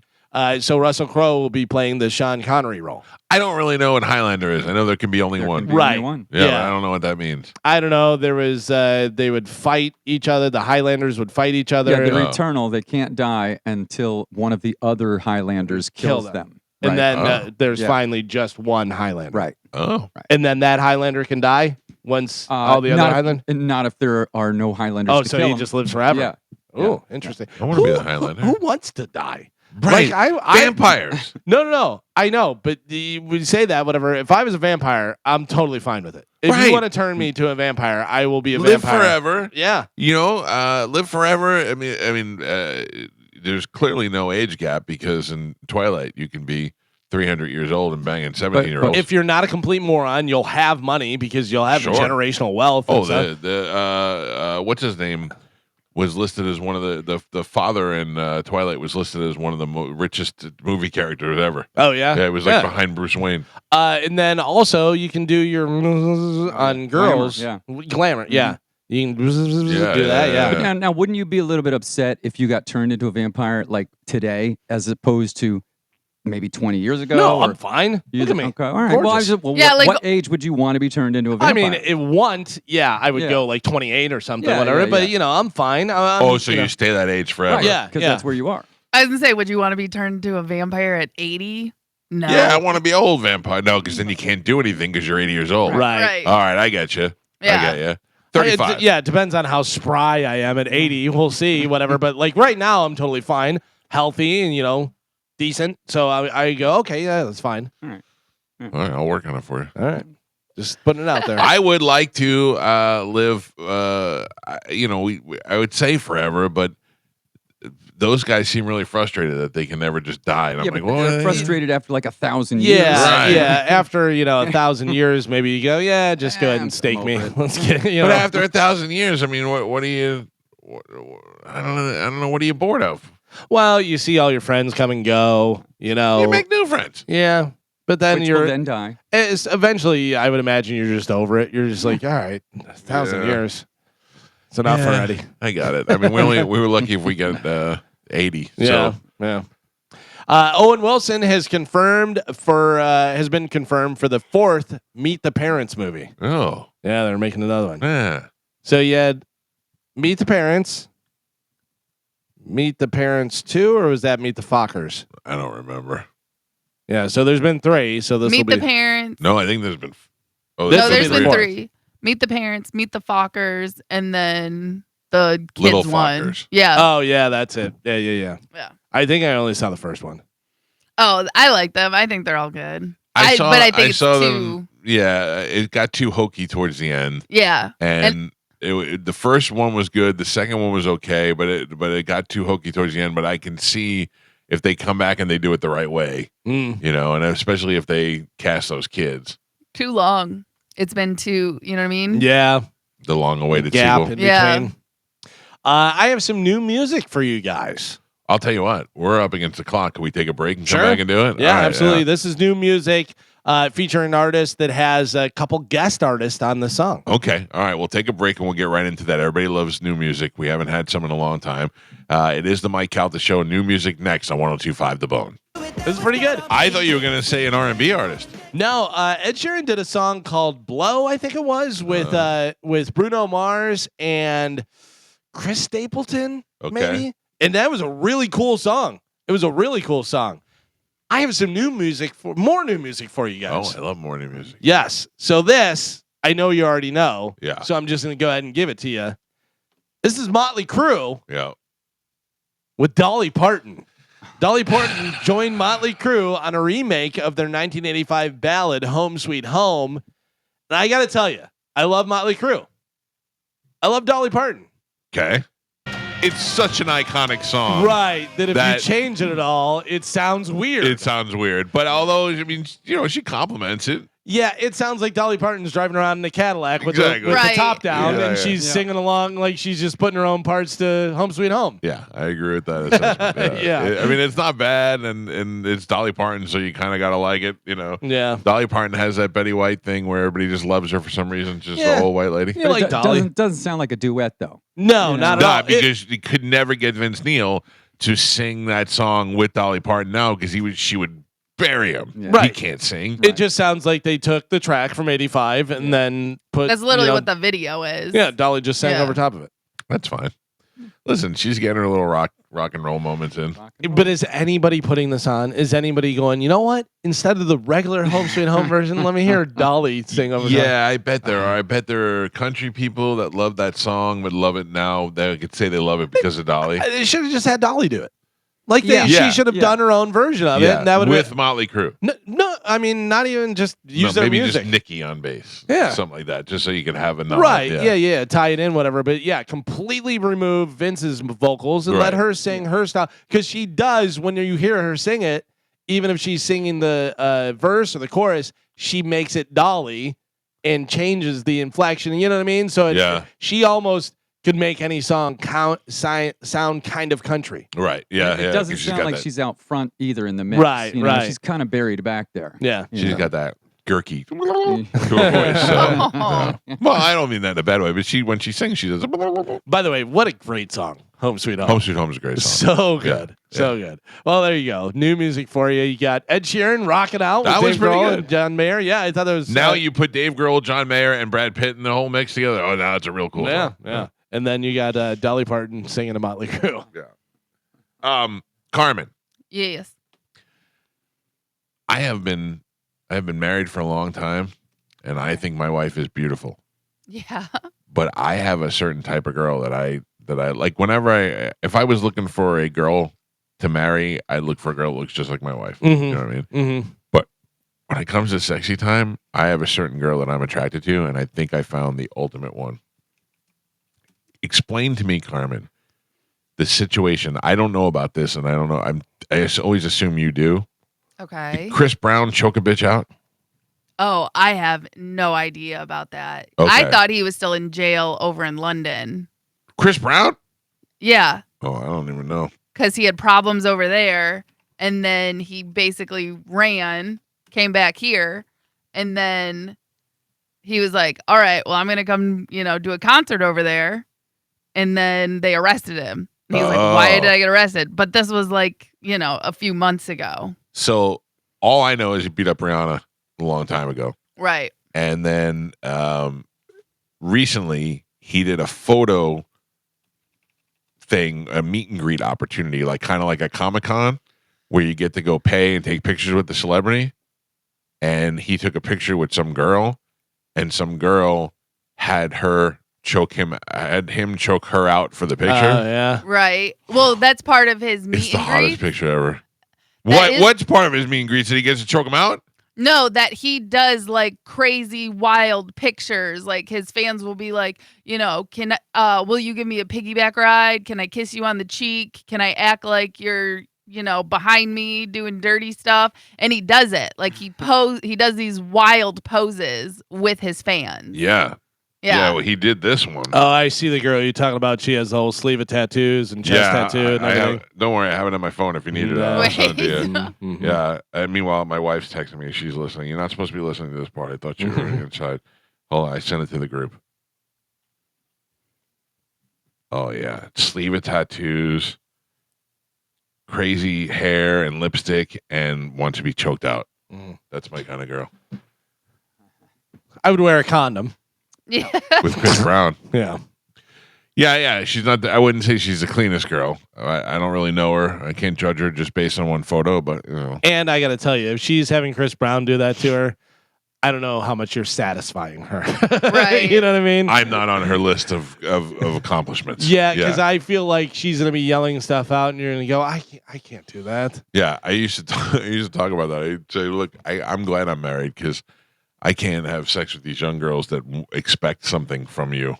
Like, first of all, they want to enjoy it, and then the one girl is like, smack my ass or grab my ass, and you're like, I can't. I've just locked my elbows into a position that's protecting both of us right now. I don't want to risk that. Yeah, or I don't know if you're setting me up for the police Right. because you're telling me to do stuff that is gonna leave a mark. Yeah, And, I thought about that one time. Some girl wanted me to joke her out, and I was like, all I could picture is I just see the cops measuring the distance of my fingers on your neck. right? Yeah.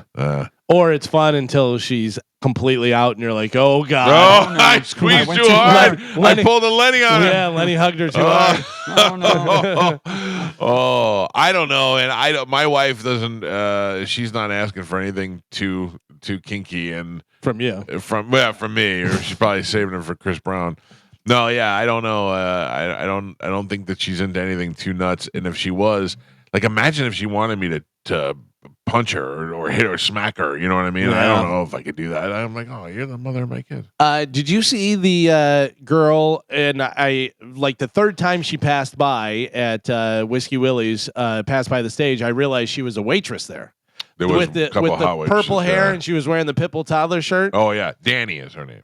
She looks to be 23, 24. Yeah, I don't yeah. even know. Yeah. So I didn't know she would know any of the songs we were playing.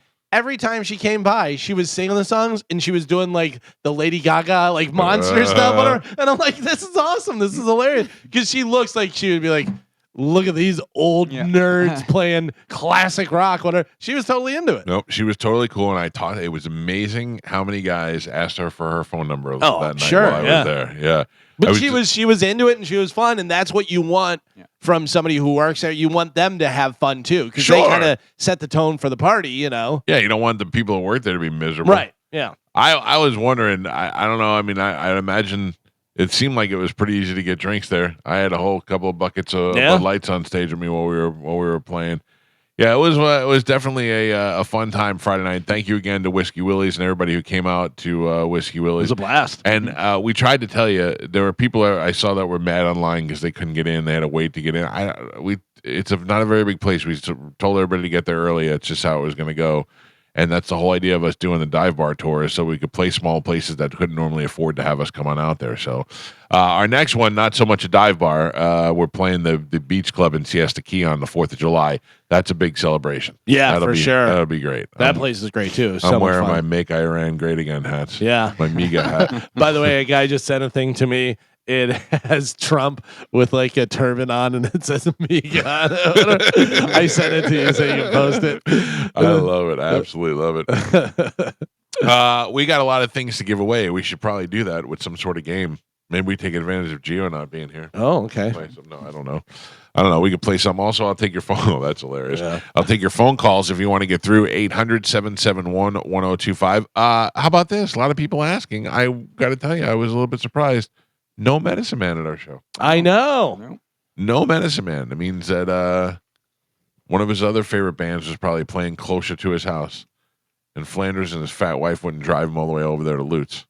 Oh, well. I was okay without him being there. He's kind of... We had Monica, Dizzy, Ian, JoJo. Mm-hmm. Who else? Johnny B. Johnny B. I mean, we had everybody there. It was a little precursor to what's going to happen July 18th out at the beach bash. Yeah. That I'm excited about. Yeah. Do we have a meeting about that today? We do. What time? 11. We do? We do. Yeah. Yes. Were you Skyping into it or are you going there? No, are you going there? Yeah, I'm going to go there. I have to go there anyways. I have to pick up my daughter from volleyball. Yeah. So you're doing the Teams thing or whatever? Yeah. If you do. No, I'll be on. I'll be on somehow. Well, at least a call. Something or something. Mike Calta Show, good morning. Okay. Mike Calta Show, good morning. Hey, Hi, how are you? good. How are you? What's happening? Nothing. You called for tickets? Yeah, no, I'm doing it later. Mike Calta Show, low. They all just want tickets. Is that what I said? Yeah. Yes. All right. Well, You said we're about to play a game. all right. God damn, I blew it. I said I'll take phone calls too. I just didn't mean to put them together. Yeah. All right, I'll take a break and we'll come back and play the game next. It's a Mike Calta Show. This is 102.5 The Bone. I would go to theboneonline.com and I would click on the links from there and book directly over and find out what's going on. You want a little bit of the itinerary? Sure, yeah. This is a preliminary itinerary because we actually have a meeting today about all the stuff that's going to be happening in a little bit more detail, like a little bit of more hour by hour. But we are going to begin broadcasting on Friday, July 18th at 11 a.m., and that is with JP. Then there is the Kona Big Wave Pig Roast, which they will actually roast a pig. And then the Elysian Weekend Kickoff Party hosted by John Senning. That the live acoustic performance by Matt and Zach happening on their stage at Sky Beach on Friday night. That'll be great. Then on Saturday, 102.5 The Bone begins broadcasting at noon. I am not doing that. I believe that's Mike Oliveira. Oh, good. But I don't know who's going to jump on with him or what. I mean, I'll be happy to jump on. Right, yeah. I think that's what they're looking for. Then the Michelob Ultra Beach Games, which includes a pickleball tournament, which, like karaoke, Galvin, I have never sang karaoke in public. I have never played pickleball before. Yeah, I've never played pickleball either. We may find out we're the best goddamn pickleball players Could ever. be. Or Possible. we may pull our hamstring in the first 5 seconds. More likely. There is the Cutwater Ready to Drink poolside karaoke with Drew. Then the Neutral Pool Party with DJ Eakin and Bone Personalities. Live music from Pipple Toddler. The Neutral Midnight Splash Pool Party, which is my favorite. Yeah. You know where I'll be at. In Night the pool, swimming. night swimming with my shirt on. Right. Kicking fish if I have to. And then the Bud Light Acoustic Afterglow with members of Pipple Toddler and Matt and Zach. I love that. That's a little late night campfire, a little hootenanny. And then on Sunday, the Mango Cart Hangover Breakfast. Now, I have heard rumors. I have stayed at Sky Beach Resort before. They give you these bracelets, these elastic bracelets with little metal things on it, and that's what you use to open your doors. Okay. Okay. I have heard that there is going to be a secret speakeasy room set up with a bartender in it and specialty drinks that you can try I like that it. I will have access to, and I could escort people to the room for drinks. All right. Ladies. All I right. mean, people who are wanting to get drinks. Yeah. Mhm. I'm looking forward to this. I think this is going to be a great event. I went out there and stayed at Sky Beach with my family. I enjoyed it. It's right there on the water, right there with a perfect view of the Skyway Bridge. There's going to be guys out there doing murals. There's going to be all sorts of social media stuff happening out there that weekend. If you're not going because you don't have a room, don't worry. You don't have to. You can easily Uber there and back, drive there and park there, whatever you want to do.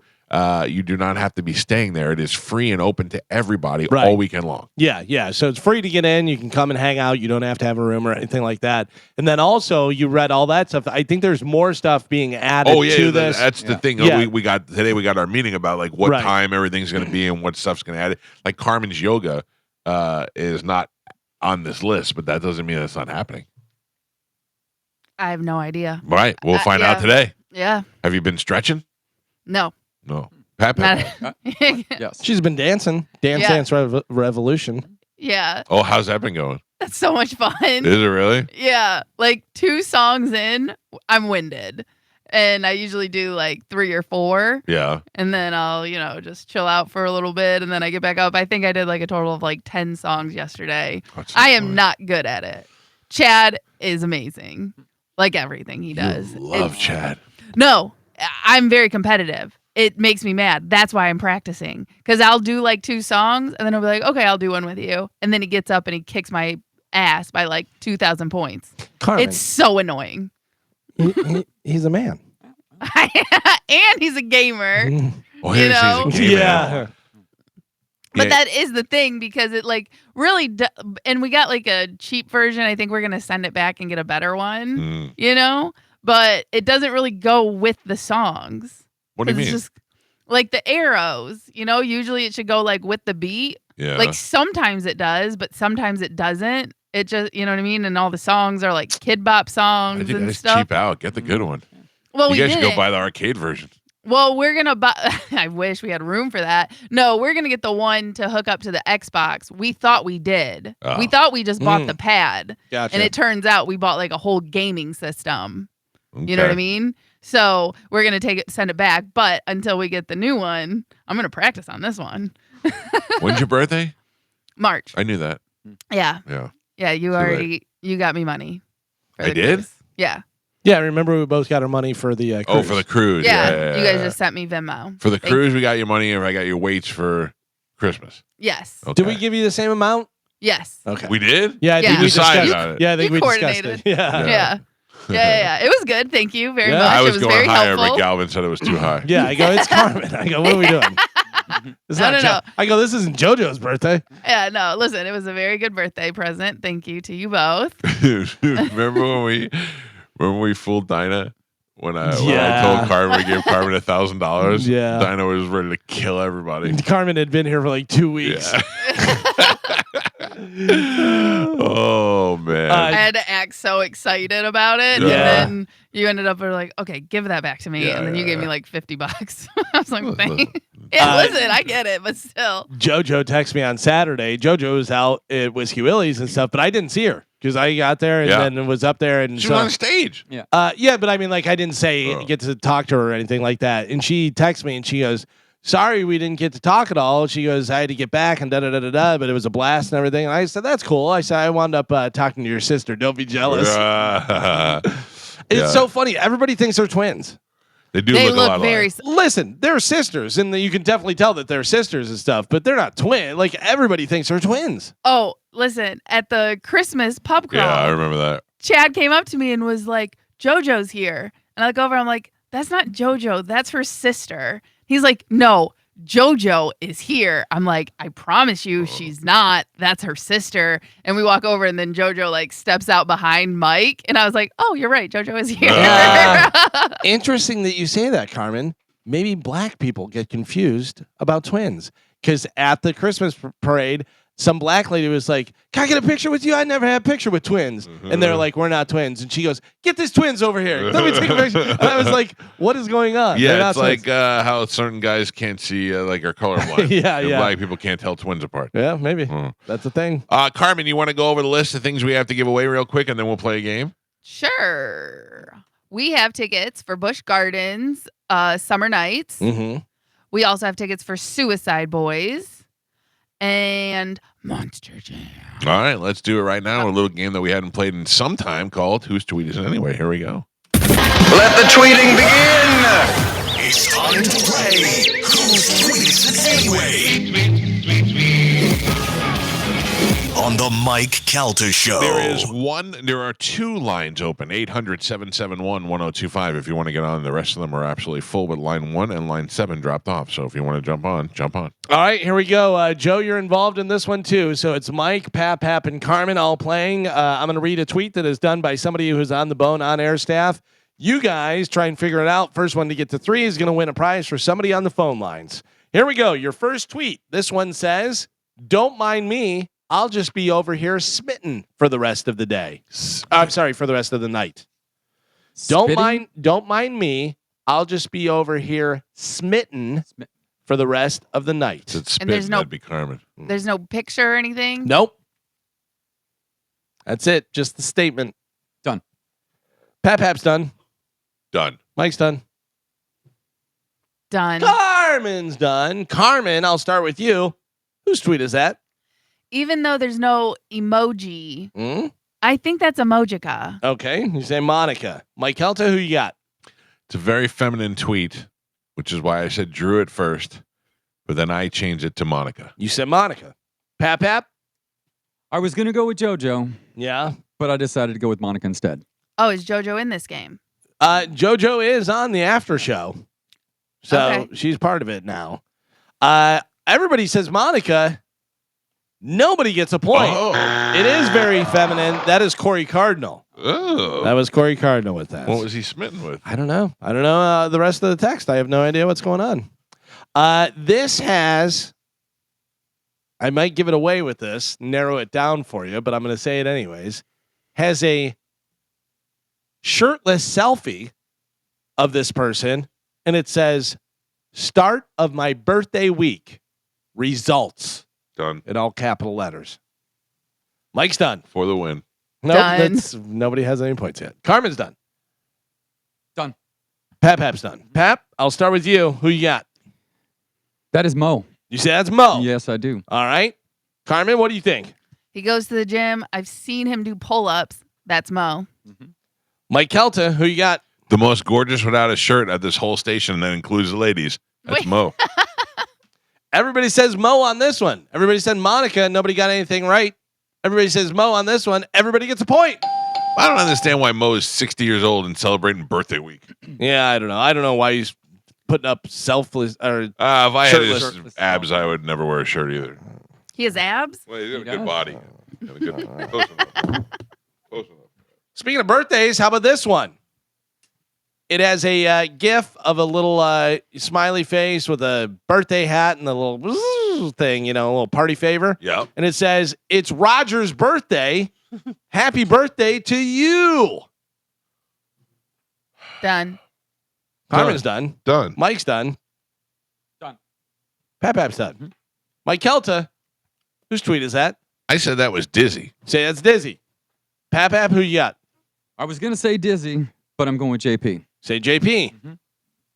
Carmen, what do you think? That's Monica. You said it's Monica. It seemed like it would be Monica. One of you just got a point. One of you has 2 points total, and that person is Carmen. Yes, that was Monica. Monica with the happy birthday to Roger. We don't care about Roger anymore. He's not on You the- know, we got rid of him, and the whole station's been successful. Wait. That's what happened. All right, here we go. Your next tweet. This one says something super creepy about the ice cream truck circling and playing Silent Night right now. Silent Night. Ding, ding, ding, ding. Get a push-up or an ice cream sandwich. All right, whose tweet is that? Done. Carmen's done. Mike's Done. contemplating. Pap's done. Done. Look at this old lady with the big tattoo on her neck. Oh, I didn't know you were going to say that. That's wild. All right, everybody's done. I'm going to start with Mike Kelta. Who you got? I went Dizzy. That's Dizzy. Dizzy is Daddy Dizzy now, so he has to pay attention before the ice cream truck comes. Pap, who you got? Also went with Dizzle.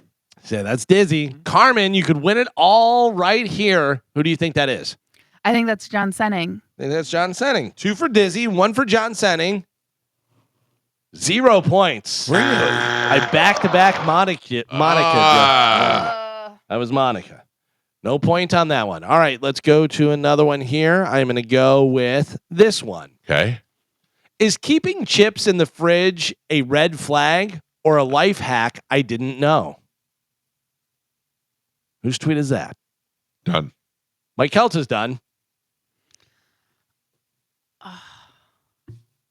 Done. Need it one more time, Carmen? Yes, please. Is keeping chips in the fridge a red flag or a life hack I didn't know? Pap's done. Done. Carmen's done. Pap, who you got?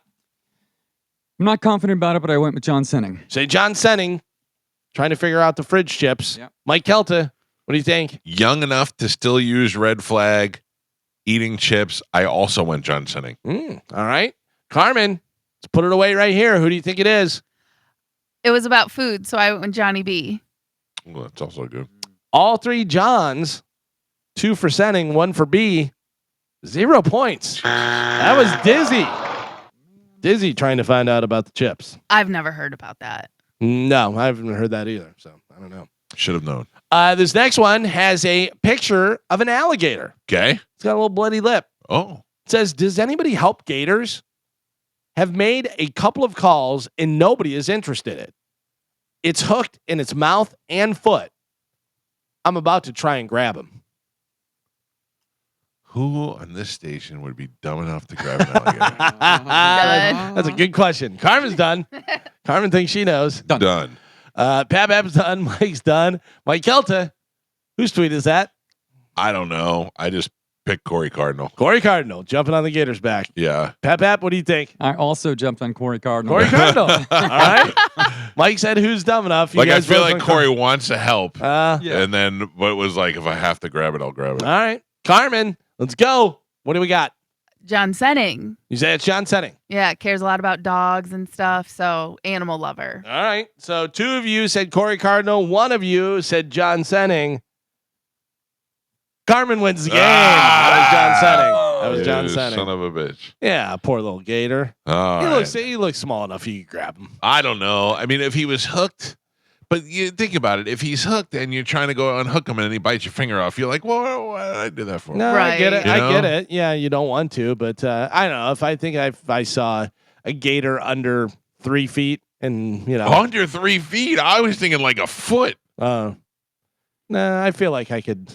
I mean, listen, Yeah. I absolutely could lose fingers, but I feel like I could at least hold him down and get a, So I was snip, snip. talking on the air one day about being afraid of gators, not liking them, Mm. and I went to Dallas Bull one night, and Red, the owner, was like, "Hey, do me a favor, go on and get something out of that cooler for me." And I went over and opened the cooler, and there was a baby gator in there, and I was like, "Ah!" And he just went and snatched it up. He just picked it up and put it in the cooler. That was crazy. We have enough for another round if you guys want to play it. We do have time. If you want to do that, we have time. Yeah. All right, let's do it again. All right, Carmen. Carmen, pick a line first. Line 4. Line 4. Good morning. Who's this? Hello. Yes, sir. What is your name? Questions Sir, get you're harder. too dumb to play. All right. Carmen, line pick 1. another line. Line 1. All right. Good morning. Who is this? Matt. All right, Matt, you're the winner. I'm going to put you on hold. Carmen will grab you during the break, and it'll just be a second. Jesus Christ. Confirm that, Matt. Say, okay, thank you. Okay, thanks. Yeah, Jesus Christ. Yeah, sorry to bother you. Yeah. Unbelievable. All right, what do we have for round 2? Feeling- Round 2. Here we go. This one is a retweet with a quote. So it has from the Hollywood Handle, says Days of Thunder 2 is officially in the works. And it has a picture of Tom Cruise and Days of Thunder there, movie poster. And the quote says from the person who's on the bone, "Here comes the vroom," all in capital letters. Done. Done. Mike Calta's done. Carmen's done. Done. Pap's done. Carmen, you won the last game. I'm going to start with you. Whose tweet is that? Thinks he's a director. That's Mo. You say that's Mo. All right. Pap, what do you got? I think that's Mike Olivero. Say Mike Olivero. Mike Calta, who do you think it is? Loves the Here Come the Boom, guys. That's Gio. 0 points on that one. Really? That was John Senning. Oh, I thought for sure that was Geo. John Senning. All right, your next one says naps rule. And that has a little smiley face emoji. Done. Mike's done. Done. Carmen's done. Wait on you, Joe. I know. Joe waits until he finishes writing it down, so it's official that he's done. Well, and then he's I not mean- cheating. He's not cheating. That's what it's supposed to be. Check Mike's paper. All right, Mike Calta, who you got? I put Mike Olivero. You say Mike Olivero believes naps rule. Pap, what do you think? I believe we all think naps rule. Mike Olivero would tweet about it. Okay, all right. He's got kids now. He understands the value of naps. That's Dizzy. Oh, all right. Insight. Carmen, who do you think it is? I think this could be one of my old tweets. Oh. I love naps. So you're saying it's you? Yes. You're all wrong again. Carmen. That was Monica.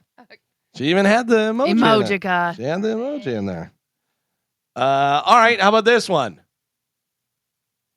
Morel just sent Morel just sent that ball to Carolwood. Sheesh. Hashtag raise up. Done. Carmen's done. In the middle of a yawn. Done. Mike's done. Pap's done. Pap, who you got? Mike Olivero. Say Mike Olivero. Mike Calta, who you got? Monica. Carmen, who do you think it is? Johnny B. Carmen's on the board. That was Johnny B. Carmen gets a point for that one.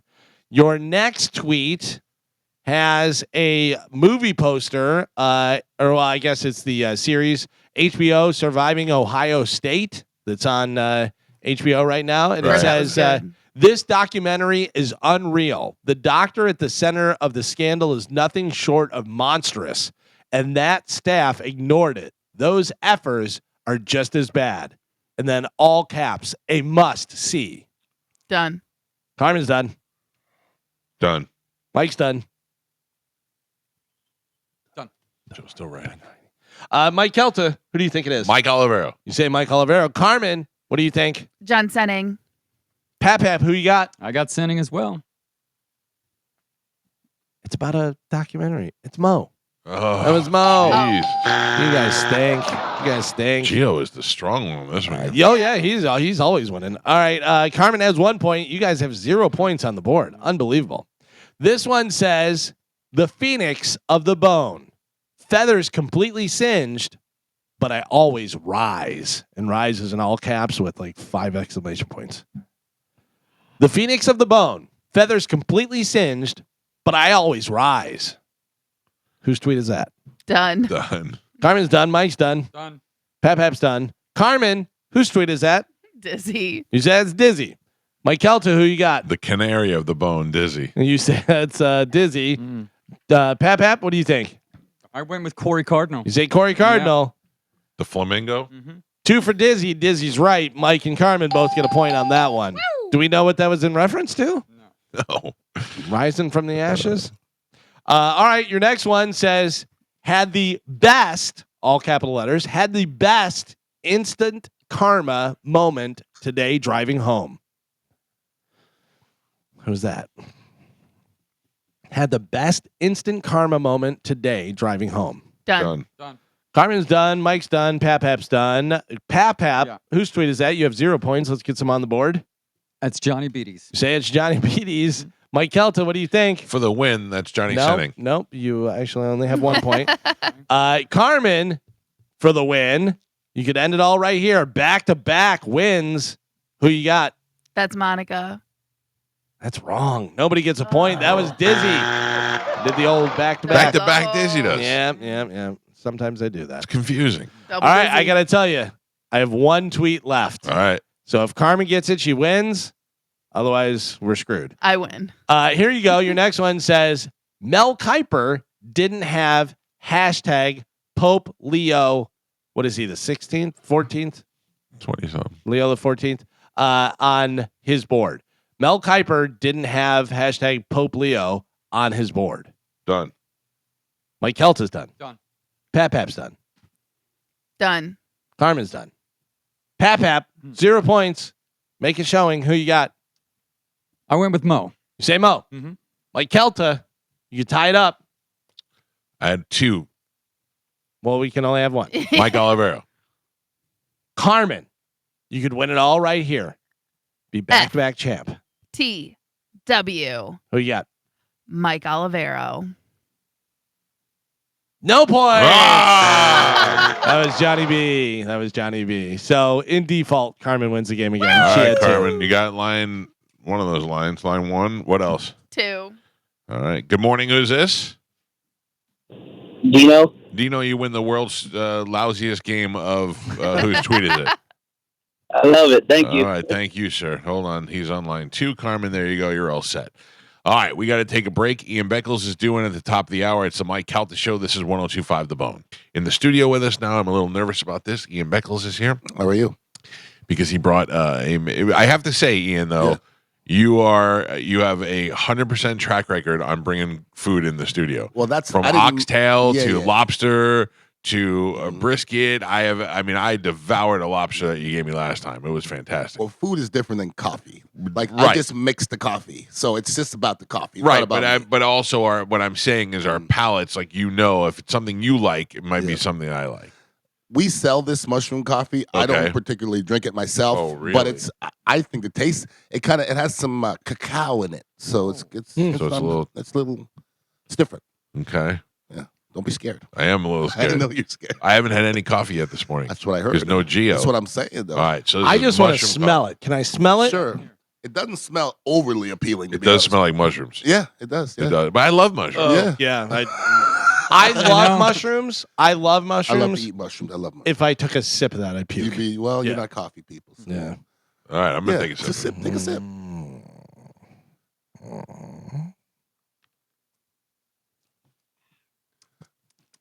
It's a little strong like mushroom. Yeah. Well, it's made from mushrooms. I mean, what is the point There's of no this? getting around it. Well, I mean, mushroom. It's That got was- a bad mushroom aftertaste. Well, mushroom coffee gives you got Pete face. That- Yeah, it that's does. I experienced Pete face on Friday. Oh. Like you guys are all playing, but Pete has a face. Oh, yeah. Oh yeah. He has a playing face. Oh, yeah, I was yeah, like, yeah. look Sure. at this Pete You have face. to have a plain face. No, but his is like so distinct. I'm like he's like it's Yeah, like yeah, Pete yeah. face. It was him trying to remember how to play that one song. Yeah. I was at the back door when you guys played the new song. Right. Because you guys, my face was literally melting in It that was place. hot. It was Oh hot, my god! And then I love to watch you guys play. But the last place you guys went to the brewery, that brewery you guys were in, Big Top? yeah, Yeah. that was perfect. Yeah. I It was was away huge. from everybody. Mm-hmm. This one I couldn't move. See, it's funny from a performing point of view. Big Top, the fact that you're on a stage and you can look out and see 800 people there is amazing. Sure, But being on that stage and have them all up in your face, that's the way to go. I can Yeah. see that. But as somebody who's watching and listening, Yeah. I was by the speaker, and I was sweating. And everybody's approaching me to talk to me, and I'm on the speaker, yeah. and people are touching me and taking. And it's just I feel that. about an hour in. I went to the back door and I sat with the bouncers and I was hanging out. It was cool.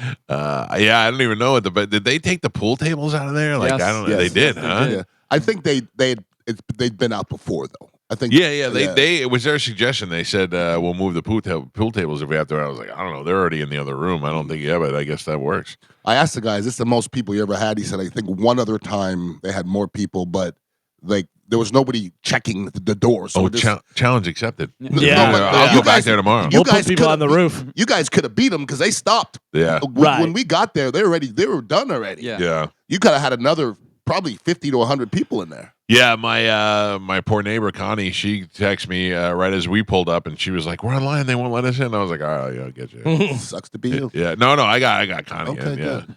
yeah. Pearl Jam. Yeah, Pete with his hard to figure out passwords. By the way, so this says some studies suggest it may offer advantages, the mushroom coffee, of reduced stress, improved focus, and boosted immunity. There you go. I'll take that. There you go. Are you going to drink that? No, I'm No. actually I've went a month without coffee and then a bunch of other stuff. So I'm ready to go Are Friday. you feeling better without coffee? But I also took out marijuana and kava and kratom and porn. You haven't done any of that in a month. No. Why no marijuana? Why not? I Porn? just needed a break. Sure. Like sometimes you need to chin check yourself. Yep. And I also watch a bunch of videos and like I wake up in the morning and get it and when I'm going to sleep, I'm getting it. Yeah. So I always tell people I don't even really get that high. You ever see me high? No. But I just smoke. But that's how I feel about Joey, my son. Yeah. Is that he's never Never high. Never. You never look at him and go, "Is he stoned?" Yeah. You know, never. I could have full conversations with Sure. him. He never looks like he. I think he has such bad anxiety that just him taking a little bit of it just sets him to where he needs to be. Yeah. Which I'd much rather him do that and then be drinking his life away. I just don't understand in 2025 how anybody is still complaining about marijuana with the amount of people that are dying from opioids. You should embrace marijuana. Oh, I took opioids this weekend. But listen, I like opioids too, Yeah. but that's why I don't take them. Because they'll kill you. Like Yeah, too yeah. much. They'll kill you. Well, like Yeah. I certainly don't have a problem. I had my back. I have this pain in my lower back, right above my right ass cheek, that sometimes just gets the best of me. And I could just be sitting and doing nothing, and it just bothers me. Sure. So I took a pill, and boy, did that just turn things around. Well, that's the problem. Yeah. You take that pill and everything, all your sorrows go away. Oh, yeah. But then you take another pill, then you need more but pills. that was the thing. After the next day, my back hurt again, and I was like, I can't take another pill. It's I'm good for one a weekend. That's it. I haven't taken a pill probably in 2 years. Yeah. Any pill. Not even like an Advil or anything? I don't think I've taken 5 Advil my whole life. Really? Yeah, I don't take anything either. No, I don't like, do it. I've It's always- What do Because you do when you have a headache? Drink water. Yeah. I drink water too, but that doesn't always work. Well, it's when you have a headache, that's your body telling you something. But also You it should could be medicate that. But it could be my blood pressure causing a headache. So I could drink all the water I want. How It is ain't an gonna help. Advil going to help your blood pressure? Because it thins out the blood. Allegedly. But you know what also helps? Take a walk. Take a walk, drink some water. Yeah. Oh, I can do exercise. Now. Yeah. That's There are probably why plenty you- of natural remedies to help. It's By also the way- Advil. By the way, doing some exercise, not only will that help your headache that's caused by your high blood pressure, that will help you not have high blood pressure and don't get headaches because of You're it. not a doctor. No, I'm not. What do you do when you have a headache, Carmen? Me? Yeah. Like, usually drink some water, just like tough it out. Just Are Whatever. you against Advil too? I honestly try not to take it. I don't take anything even for my like lady time. What was the I'm just miserable. what was the thing? And by the way, I'm saying this, I don't know. Wasn't it like somebody took Tylenol and then drank grapefruit juice and just died? Well, Like- there's a thing on Netflix right now about all the people that died Well, that was from the from- poisoned Tylenol. No, yeah, that was Oh, from yeah. the. No, Right. but I'm talking like there's some things that interacts with those two things, and you know, it was like, oh, Well, you're not Jesus. supposed to drink alcohol if you take Tylenol. I don't know. You're not supposed to take grapefruit juice with any medication. well, They tell you on the medication. well, there you go. And it's funny too because like you know, if you do have heart stuff, whatever, they baby aspirin. Take a baby aspirin one day, and that's supposed to be good for you and stuff. But I take those, you know, those whatchamacallit, not airborne, but what is the thing called? Emergency. Yeah. I take those emergency packs a lot. I like those. And Those why are- are you not concerned with those? I think it's just vitamin That's C. just though. vitamin Yeah. C. Yeah. Oh, Those it's are just vitamins. vitamin C. yeah. B12. I take a lot of herbs and vitamins, but I just don't Yeah. take medication. Yeah, and I take a multivitamin. I take an iron thing. I take a few different things for that. You know, that just helps. That's good. Whatever. I do Mar- oil oil and black seed oil. Good. As do I. Mm-hmm. Yeah. What's black seed oil? It's good for you. I know what I could Ask tell what Ian. it is from the name. Yeah. Are you milking it out? No, what is black? Like, what do you put it on something, or do you take it in a? I just take it in a dropper. Like I have it, but I use it for like skin, hair, but you can also use it, digest it or, whatever. And it's one I of love those. when Carmen can't figure out a word. She just quits right in the middle of the sentence. Yeah, because I just don't want to deal with you. Me? You're Why just so, me? you're You- just so you- annoying. You just said that. All right. Okay. Then Google it. How about that? Oh, Google I it. like Google it better when you tell me. Google black seed oil if you No. really care. I did, and it brought up a picture that you don't want to. Then you might not wanna see. did you not Yeah. you did not Google the right thing. I just put black seed, and that was enough. Yeah. Nope, that's not it. Black seed oil. And you quit the porn too, huh? That was the one I failed. You relapsed? You relapsed? Yeah. The other ones I'm Speaking good. of black seed. Yeah, but I realized my imagination is not good enough. What is your go-to?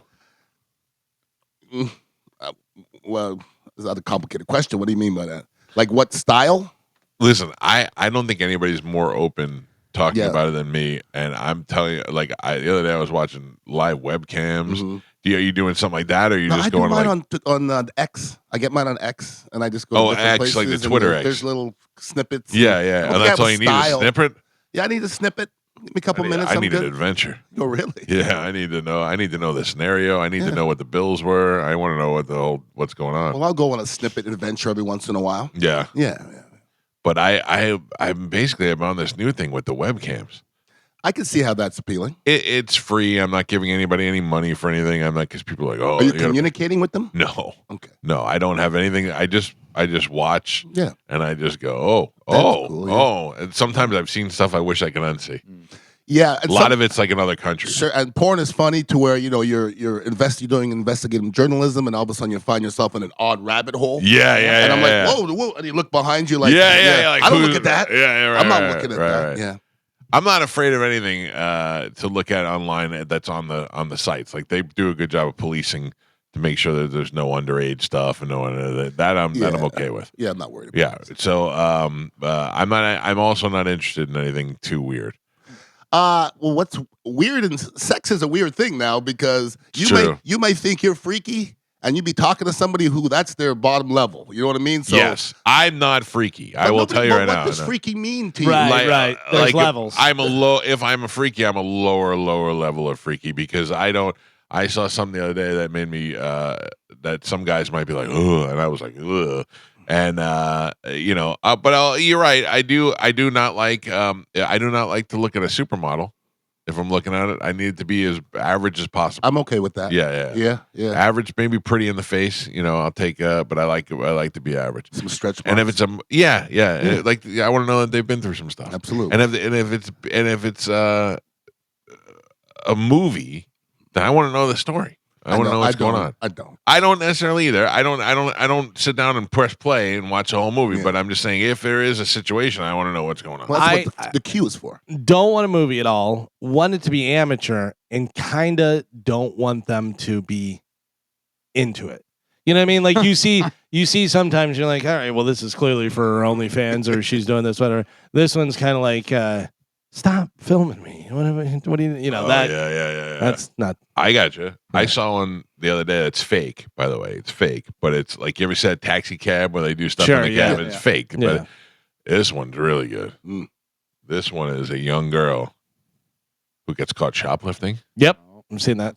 Get taken into the room. Yeah, she's given an ultimatum. Really? She's given an ultimatum.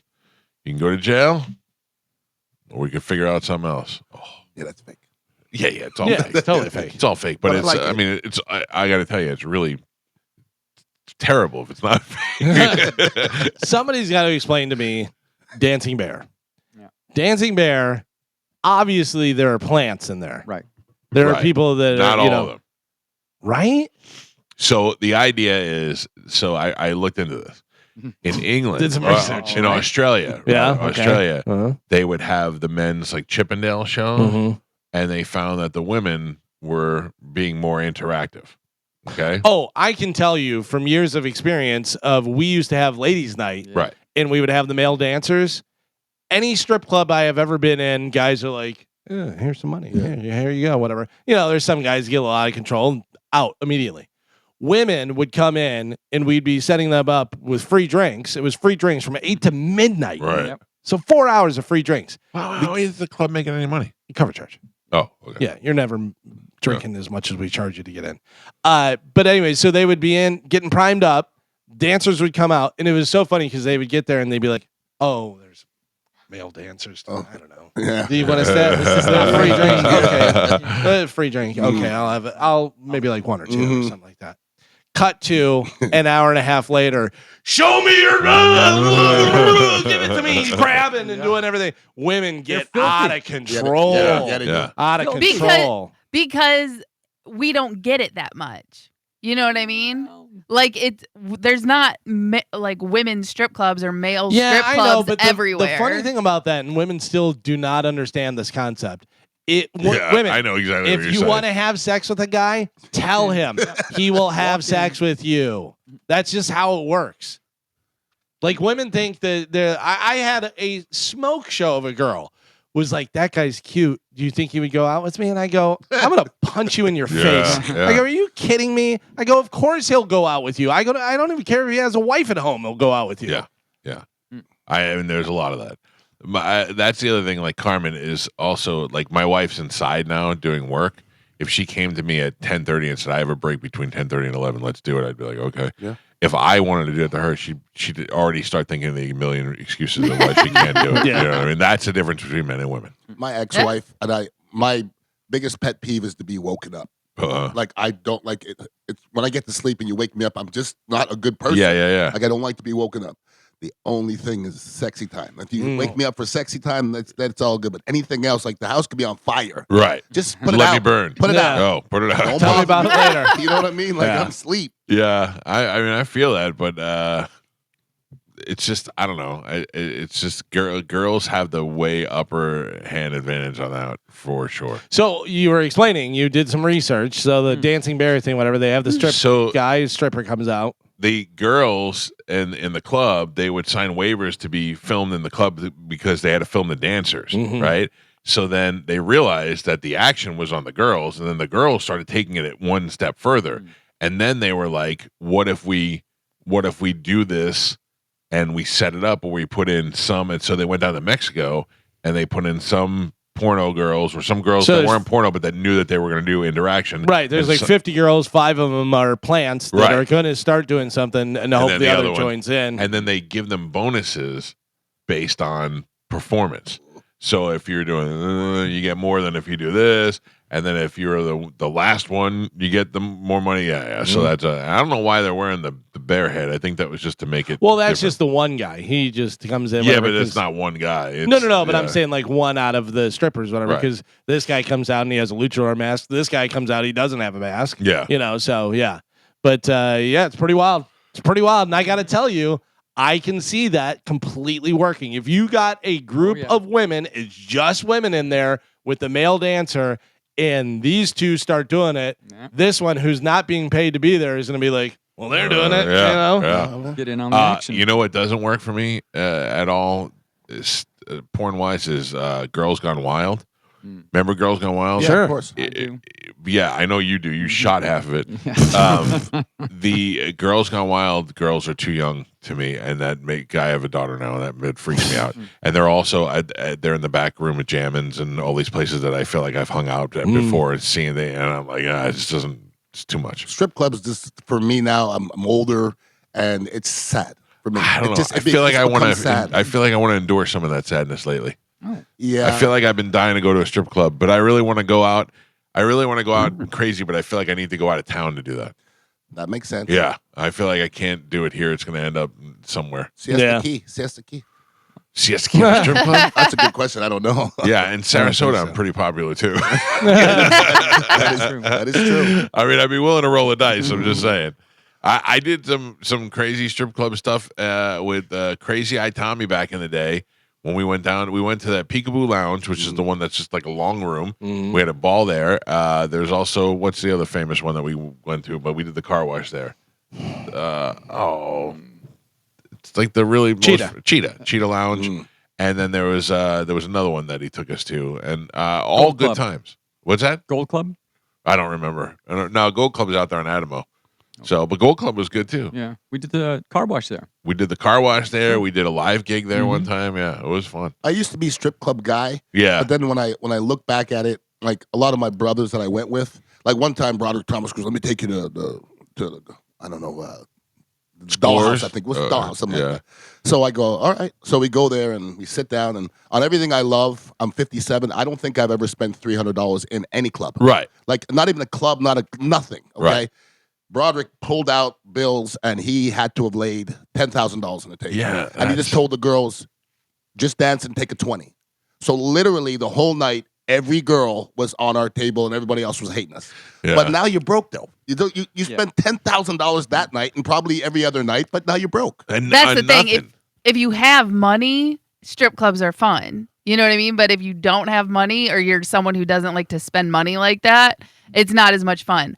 I like strip clubs because I don't have to spend money. Sure, I was just about to Guy- say, yeah, if That's you're a different. good-looking girl and you go into a strip club, they love that.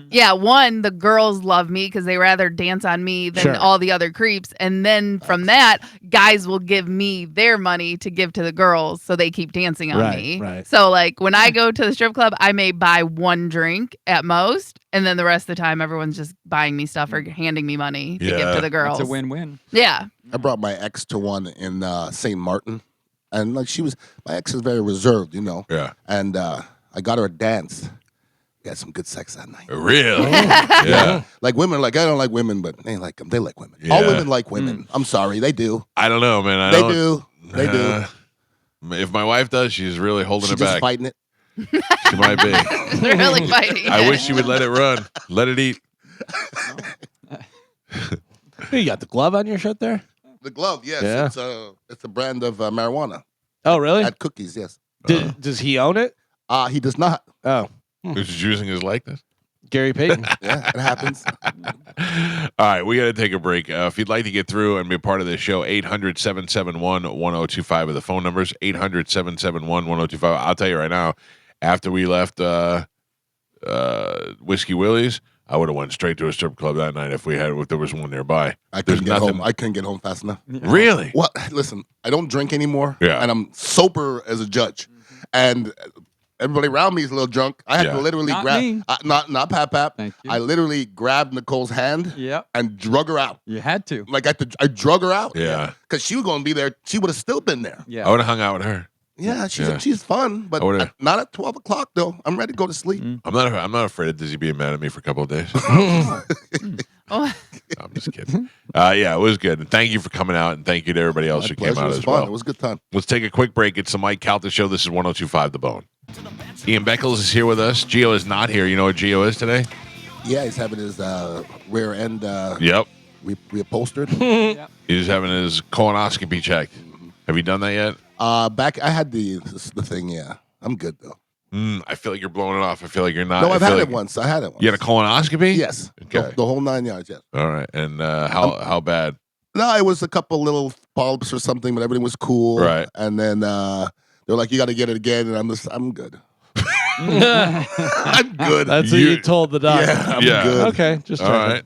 All right. Yeah, I don't know how much longer I got here anyway, so I'm not gonna waste my time. I just imagine a doctor manhandling. and nurses and everything in there, and the doctor goes, "He says he's good. He Let's go. says he's good. We're outta here." Wrap it up. You're All one of right. those people, you're like my dad. Like Yeah. whenever the time's up, time's up. Yeah, I mean, yeah, I'm good. I'm not. No, I need I'm meant for this world. oh, I'm fighting. Yeah. Okay, but I don't want doctors to tell me anything anymore. You don't? You just want it to happen? No, I just don't trust doctors. Oh, You got to look get at the right that. doctor. But I went to a doctor not too long ago, and he literally said to me, "I don't prescribe drugs." And I go, "You're my doctor. Yeah. Like, tell me how to fix it." Because Right. every doctor, like I get my testosterone at C4MH, and one time my estrogen was high, and he goes, Right. "Take these pills," and I'm like, "No, I don't want to take pills." I looked it up, and they're like, "Drink Boondock tea," and it went down.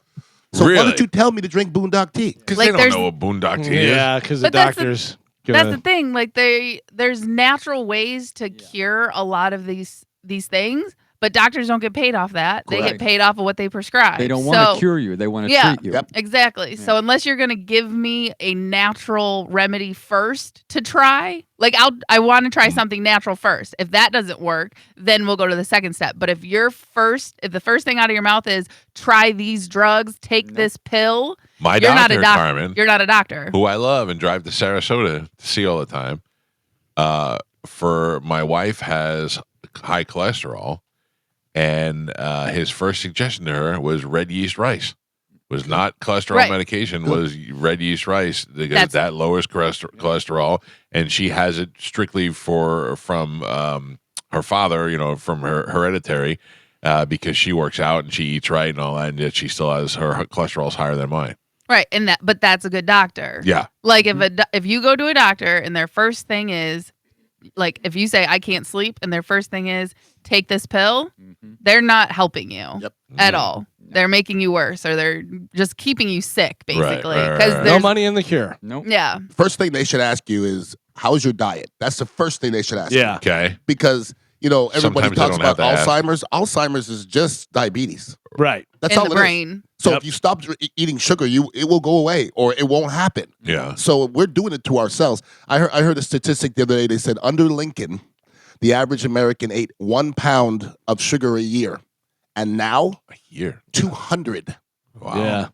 It's in everything. Back Yeah. in the day, everything was natural. Like my mother used to cook from food. Now people are just opening packages and opening boxes. It's easy, and it's terrible for your kids and everybody actually. Yeah, but also it tastes delicious. Yeah, I understand. Like Crustables taste great. Yeah. but they're not good. And I mean, also, they are pretty good.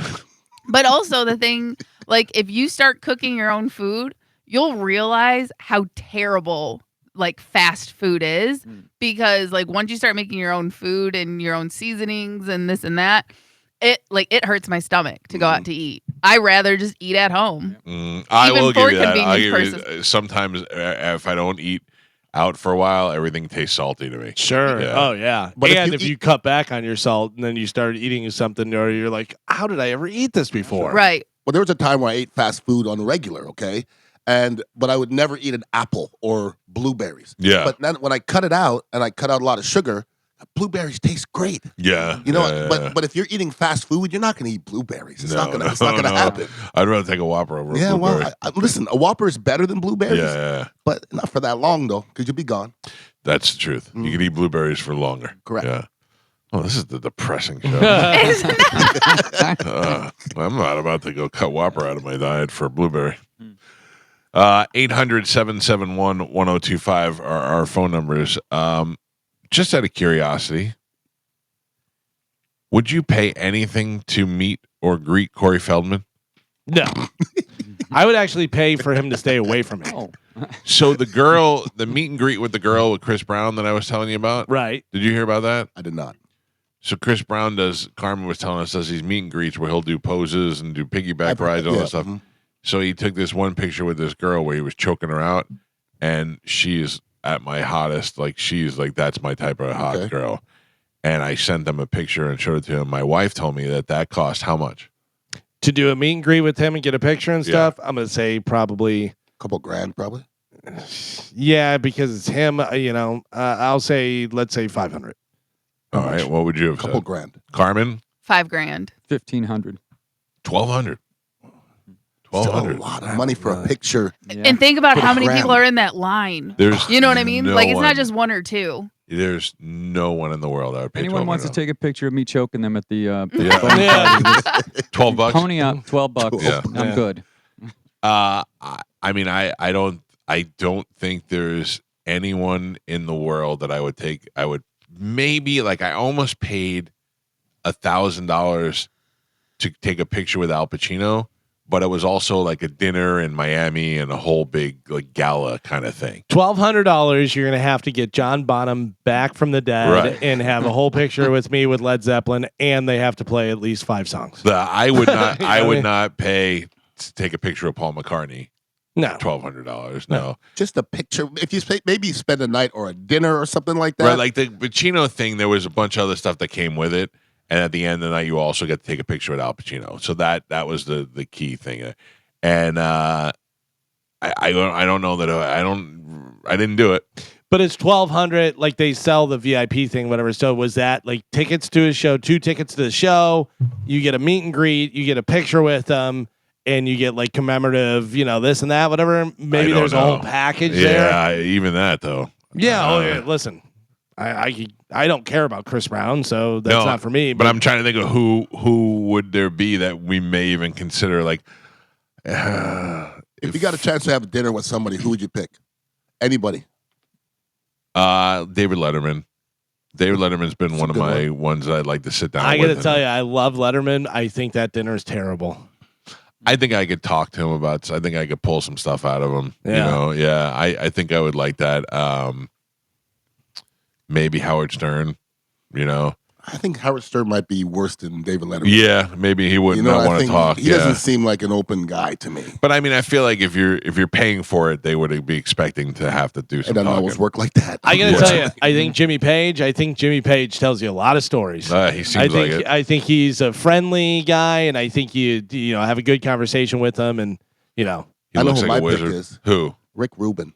Yeah, Rick Rubin would be great. I love Rick Rubin. Yeah, I love everything about Rick Rubin. Every time I see you love all that Buddhist, all of garbage. his stuff, everything he stands for, and I just like the dude. Yeah, find a restaurant that no shoes are cool. We can figure it out. You're not going to say no to Rick Rubin, please. I watched Rick Rubin in an interview. You probably all saw the clip of him talking about making records and how the audience comes last. Correct. He's like, I make this the way I want to do it. The audience is the last thing that I think of, and I think we're so opposite. Everything I do in my job, the audience comes first. Like I try to think, what would the audience want the most? That's the difference between what he's doing, what I'm doing. He's creating art. I'm doing fun. But along the way, I guarantee you went outside the box numerous times. Outside the box, yes, that's it. But my goal, my number one goal, is to go outside the box and do something different so that the audience enjoys it. Sure. So yeah, I mean, I get it. There's a little bit of creativity here as well, but he would rather just burn and have everybody hate it, and as long as it's the way he wanted it to be, whereas I need everybody to be happy. I remember the other station, my quote-unquote boss was like, well, we play classic rock here, and I go, on my show, and I love classic rock, right? We will not only play classic rock. We're gonna play hip-hop, we're gonna play R&B, we're gonna play old stuff. And he looked at me and goes, what? I said, listen, whatever you've done in the past is fine. You're talking about like Joyner music? Yeah. Yeah. Well, you're going to tell me you only play classic rock? Get out of here. Let me tell you where that theory comes in. When Shark became program director of The Bone, he didn't like the idea that we were giving away tickets to see Toby Keith on the station. And he was like, I don't like that we're giving on a classic rock station, we're giving away country music tickets, because we were playing music at the time. And I said, let me ask you a question. I go, if we have Blue Oyster Cult tickets, are we giving those away? He said, yeah. I said, if we have Twisted Sister, are we giving them? Why? Because that's just listening to the station. Right. They're already listening to the station. If we have Toby Keith tickets and a guy who may listen to the station and may also like country music now says, hey, my favorite station that plays classic rock also has given me my tickets to go. Wouldn't that make more sense for him to stick around? And he's like, yeah, maybe I guess. I wasn't even on a music station. No, I was on a sports station. And you're on a sports station, Ian, where a lot of people listen to sports are young black dudes. That's what I'm saying. Yes, you got to know who the audience is. Thank you. That's ridiculous. Like I don't understand it at all. No, thankfully, God, nobody's ever said it. I play some of the dumbest intro music. Sometimes I play what I feel like playing. Sometimes I play something that's relative to what we're doing. I just play whatever I feel like, because we have so many different people listening to this station. It's hard to pinpoint that. It's easy to say classic rock all the time because you're aimed at guys, but there's a ton of women that listen to this show. There's a ton of young people that are just discovering the show, and you want to try and make everybody happy. And if you think there's people that only listen to Twisted Sister and don't listen to Toby Keith, right? You know what I mean, exactly. Well, you guys are blessed at this station. Because I've been at this. I don't work here, but I've seen it. The atmosphere. I don't. You just don't get paid. Okay, well. I mean, well said. But you guys, everything is open for you guys, okay? Unless you do some dumb crap. But I don't think there's any parameters here. And the higher ups of the other building, I like them all. Yeah. But my boss was just an idiot. And he's like gone a program now. director? Yeah, he's gone now, but he was an idiot. So the thing is, you have to look at this. And I used to hear Howard Stern just talk about program directors. He's like, they're idiots who couldn't cut it as radio guys, and they couldn't do this. And I went, oh, that might be true. Sounds like Ron Diaz. Yeah, but then my first program director, my first two program directors, BJ Harris was my first one from MJ and BJ, and who was the, in the beginning of the Power Pig and all that. He was great. And he was great to learn from. He was great to be in the building with. He was great. Then when I went to 98 Rock, they brought in Brad Harden from Cincinnati, who I learned so many things from. You know what I mean? So I my first two program directors were real radio guys with radio experience. Then it just went downhill from there. Yeah. Then it just went a lot of radio's going downhill. Yeah. It's just they're just saving money now, and that's not good for the product. No, definitely not. I think they see the future, and they're like, they also just see like any idiot with a Radio Shack microphone and speakers can start doing their own show and get downloads. So they're like, oh, well, whatever. That's so depressing. Carmen, do we have to take another break? Oh, are you serious? There you go. We're done already? Yes. It's 9:47.